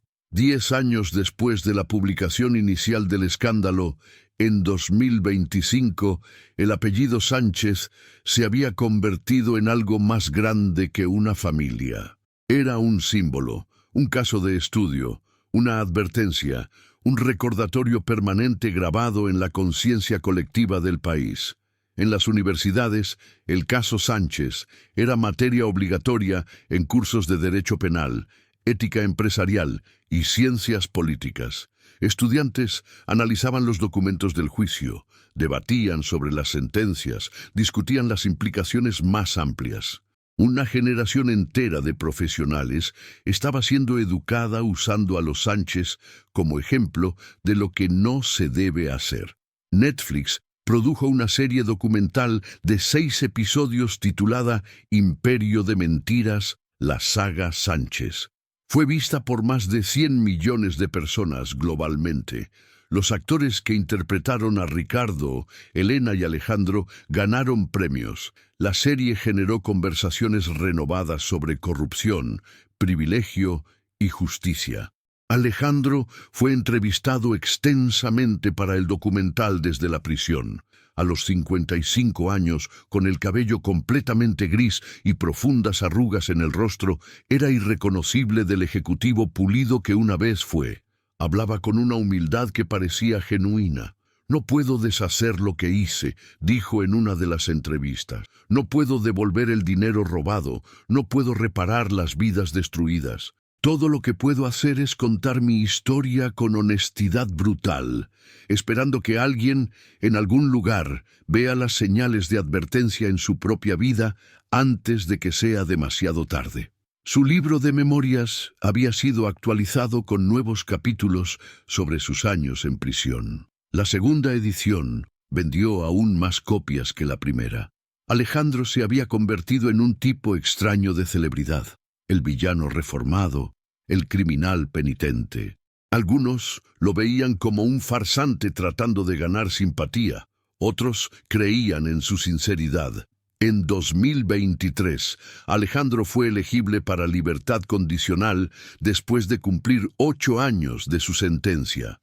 El proceso fue altamente publicitado. Organizaciones de víctimas protestaron contra su liberación. 8 años no son suficientes por décadas de crímenes, argumentaban. Otros defendían su rehabilitación. Ha mostrado genuino arrepentimiento y ha contribuido positivamente a la sociedad desde prisión. La Junta de Libertad Condicional debatió durante meses. Finalmente, decidieron conceder la libertad condicional bajo condiciones estrictas. Alejandro tendría que usar un brazalete electrónico, reportarse semanalmente a un oficial de libertad condicional, no podía salir del país y tendría que realizar 500 horas de servicio comunitario. El día que salió de prisión, en enero de 2024, cientos de periodistas esperaban afuera. Alejandro salió vestido con ropa simple, jeans y una camisa, sin el traje de negocios que una vez fue su uniforme. Leyó una declaración breve. «He pagado una parte de mi deuda con la sociedad. Pasaré el resto de mi vida tratando de pagar el resto. A las víctimas de mis crímenes, lo siento. Sé que las palabras no son suficientes, pero son todo lo que tengo». Se mudó a un apartamento pequeño en un barrio de clase trabajadora. Consiguió trabajo en una organización sin fines de lucro que ayudaba a exconvictos a reintegrarse a la sociedad. La ironía no pasó desapercibida. El expresidiario millonario, ahora ayudando a otros expresidiarios a encontrar empleo. Sus hijos, Ricardo Jr. y Sofía, ahora adultos jóvenes de 23 y 21 años respectivamente, mantuvieron distancia. Habían crecido con la vergüenza del apellido Sánchez. Ricardo Jr. estudiaba medicina bajo el apellido de su madre. Sofía trabajaba como trabajadora social. Ambos habían construido vidas conscientemente opuestas al mundo de sus abuelos y su padre. Se reunieron con Alejandro ocasionalmente. Reuniones tensas en cafeterías donde conversaban de trivialidades y evitaban cuidadosamente cualquier tema sustancial. El abismo entre ellos era demasiado grande, demasiados años perdidos, demasiado daño causado. Elena Sánchez murió en 2024, a los 79 años, de causas naturales.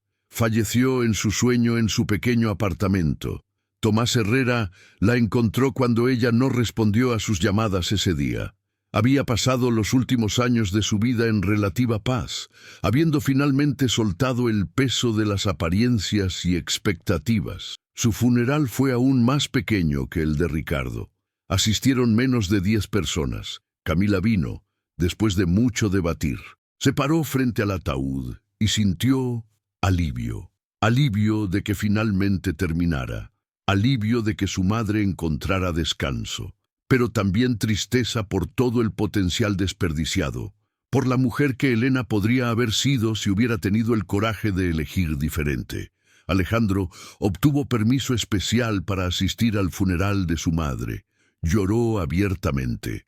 Camila lo abrazó, el primer contacto físico entre hermanos en más de una década. No dijeron mucho. Las palabras parecían inadecuadas para expresar la complejidad de lo que sentían. El legado académico del caso Sánchez continuaba expandiéndose. Se habían publicado 27 libros sobre el caso desde diferentes perspectivas: legal, psicológica, sociológica, económica. Tesis doctorales se escribían analizando los mecanismos de corrupción que habían permitido el ascenso de la familia.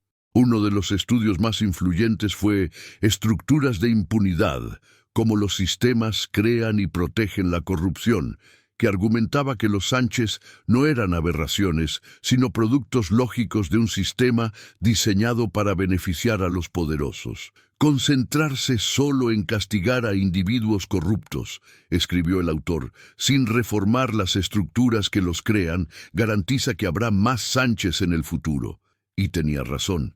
Ya habían surgido nuevos escándalos. La familia Martínez, prominentes empresarios del sector energético, fueron descubiertos operando un esquema similar al de los Sánchez. El caso Rodríguez involucró sobornos millonarios en contratos de salud pública.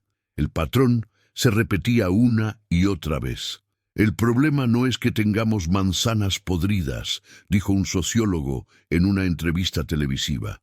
El problema es que el árbol entero está enfermo. Hasta que no lo reconozcamos y hagamos cambios estructurales profundos, seguiremos produciendo familias como los Sánchez. Pero el cambio estructural profundo era difícil.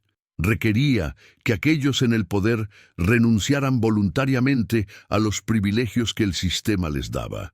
Requería una transformación cultural sobre lo que se consideraba aceptable en los negocios y la política. Requería que la sociedad entera decidiera que la ética importaba más que el éxito material.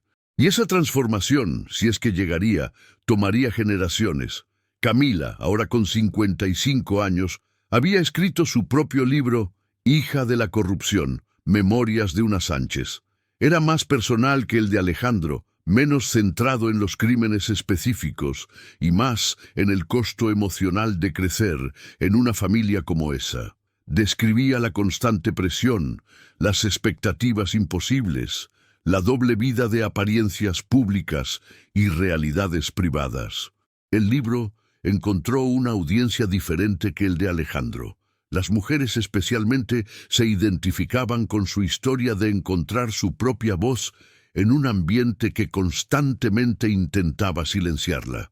Se convirtió en un símbolo feminista involuntario, la mujer que desafió al patriarca, pero Camila rechazaba ese papel heroico. No fui valiente, insistía en entrevistas. Fui cobarde durante décadas. Solo encontré coraje cuando ya no tenía nada que perder.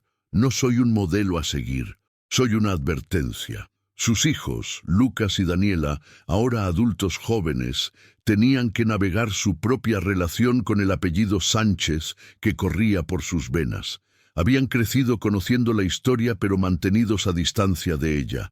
Ahora, adultos, tenían que decidir qué significaba para ellos. Lucas eligió estudiar Derecho con especialización en ética corporativa.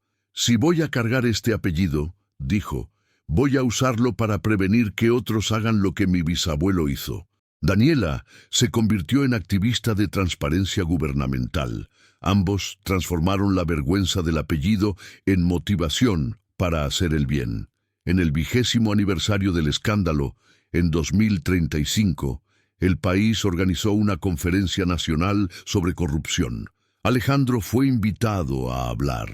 Ahora con 65 años, completamente libre de su condena, dedicaba su tiempo completo a dar charlas educativas sobre ética empresarial.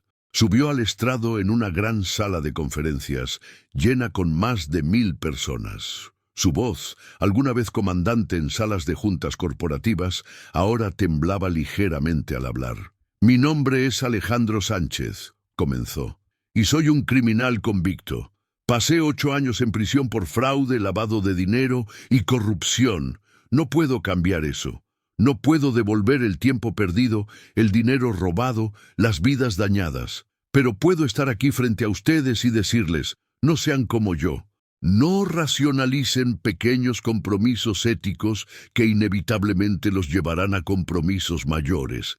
No permitan que la ambición eclipse su humanidad, porque créanme, ninguna cantidad de dinero o poder vale lo que perdí: mi libertad, mi familia, mi alma. La audiencia escuchó en silencio, algunos con simpatía, otros con escepticismo, todos con fascinación.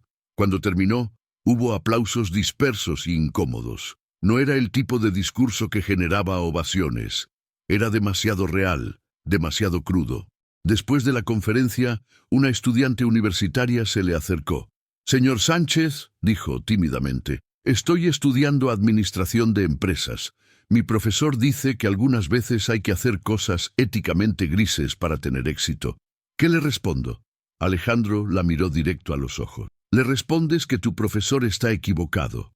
Y si insiste, cambias de profesor. Porque esa mentalidad es exactamente cómo comienza.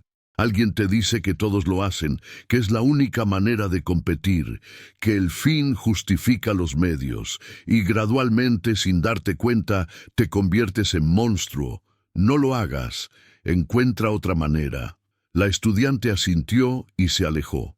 Alejandro no sabía si sus palabras habían tenido algún impacto. Probablemente no. La tentación del éxito fácil siempre sería poderosa, pero tenía que intentarlo. Era lo único que le quedaba. Esa noche, solo en su apartamento, Alejandro miró fotos viejas en su teléfono, fotos de cuando era joven, ambicioso, lleno de certeza sobre su futuro, fotos con su padre, quien le enseñó todas las lecciones equivocadas, fotos de su boda con Valentina, sonriendo para la cámara en un matrimonio que nunca fue real, fotos de sus hijos cuando eran bebés, antes de que supieran quién era realmente su padre. ¿Qué hubiera pasado si hubiera elegido diferente? Se preguntó por millonésima vez, pero conocía la respuesta. No podía cambiar el pasado, solo podía vivir con él. El apellido Sánchez continuaría existiendo. Lucas y Daniela lo pasarían a sus propios hijos algún día, pero sería un apellido transformado, redimido en parte por sus acciones. No podrían borrar lo que Ricardo y Alejandro habían hecho, pero podrían demostrar que un apellido no define el destino. Y quizás, en 50 o 100 años, cuando alguien escuchara el nombre Sánchez, pensaría no solo en el escándalo y la corrupción, sino también en aquellos que habían trabajado incansablemente para limpiar ese legado manchado. O quizás no. Quizás el nombre Sánchez estaría para siempre asociado con su momento más oscuro. Quizás ese era el precio justo por décadas de crímenes. Solo el tiempo lo diría. Y el tiempo, indiferente a las esperanzas y arrepentimientos humanos, continuaba su marcha inexorable hacia adelante, llevándose consigo los secretos de los Sánchez hacia la historia, donde serían estudiados, analizados y recordados como una advertencia para las generaciones futuras. El legado estaba sellado, no podía ser borrado, solo podía ser confrontado, aprendido y tal vez algún día trascendido. Y así termina la historia de la familia Sánchez. Una dinastía que se elevó a alturas vertiginosas solo para caer aún más profundo. Una saga de ambición desmedida, corrupción sistémica y el precio terrible que se paga cuando se elige el poder sobre los principios. Pero esta no es solo la historia de una familia, es un espejo donde una sociedad entera puede verse reflejada. Es una pregunta incómoda que todos debemos responder. ¿Cuánto estamos dispuestos a comprometer por el éxito? ¿Dónde trazamos la línea entre la ambición legítima y la codicia destructiva? Los Sánchez pensaron que estaban por encima de las consecuencias. Descubrieron, de la manera más dolorosa posible, que nadie lo está. Las leyes pueden ser lentas, la justicia puede ser imperfecta, pero eventualmente la verdad encuentra su camino hacia la luz. Y ahora, Queremos escuchar su opinión. ¿Cree que la justicia fue realmente servida en el caso Sánchez? ¿Conoce historias similares en su país? ¿Qué reformas considera necesarias para prevenir que surjan nuevas familias como los Sánchez? Déjenos su comentario abajo. Sus perspectivas enriquecen esta conversación que todos debemos tener. Si aún no está suscrito a nuestro canal, le invitamos a hacerlo presionando el botón de suscripción y activando la campanita de notificaciones. Así no se perderá nuestros próximos videos donde seguiremos explorando historias reales que han marcado a generaciones enteras. Y antes de irse, no olvide hacer clic en el próximo video recomendado, donde revelamos otros escándalos que sacudieron América Latina y cambiaron el curso de la historia. Historias de poder, traición y las consecuencias inevitables de vivir fuera de la ley. Gracias por acompañarnos hasta el final de esta historia. Nos vemos en el próximo video.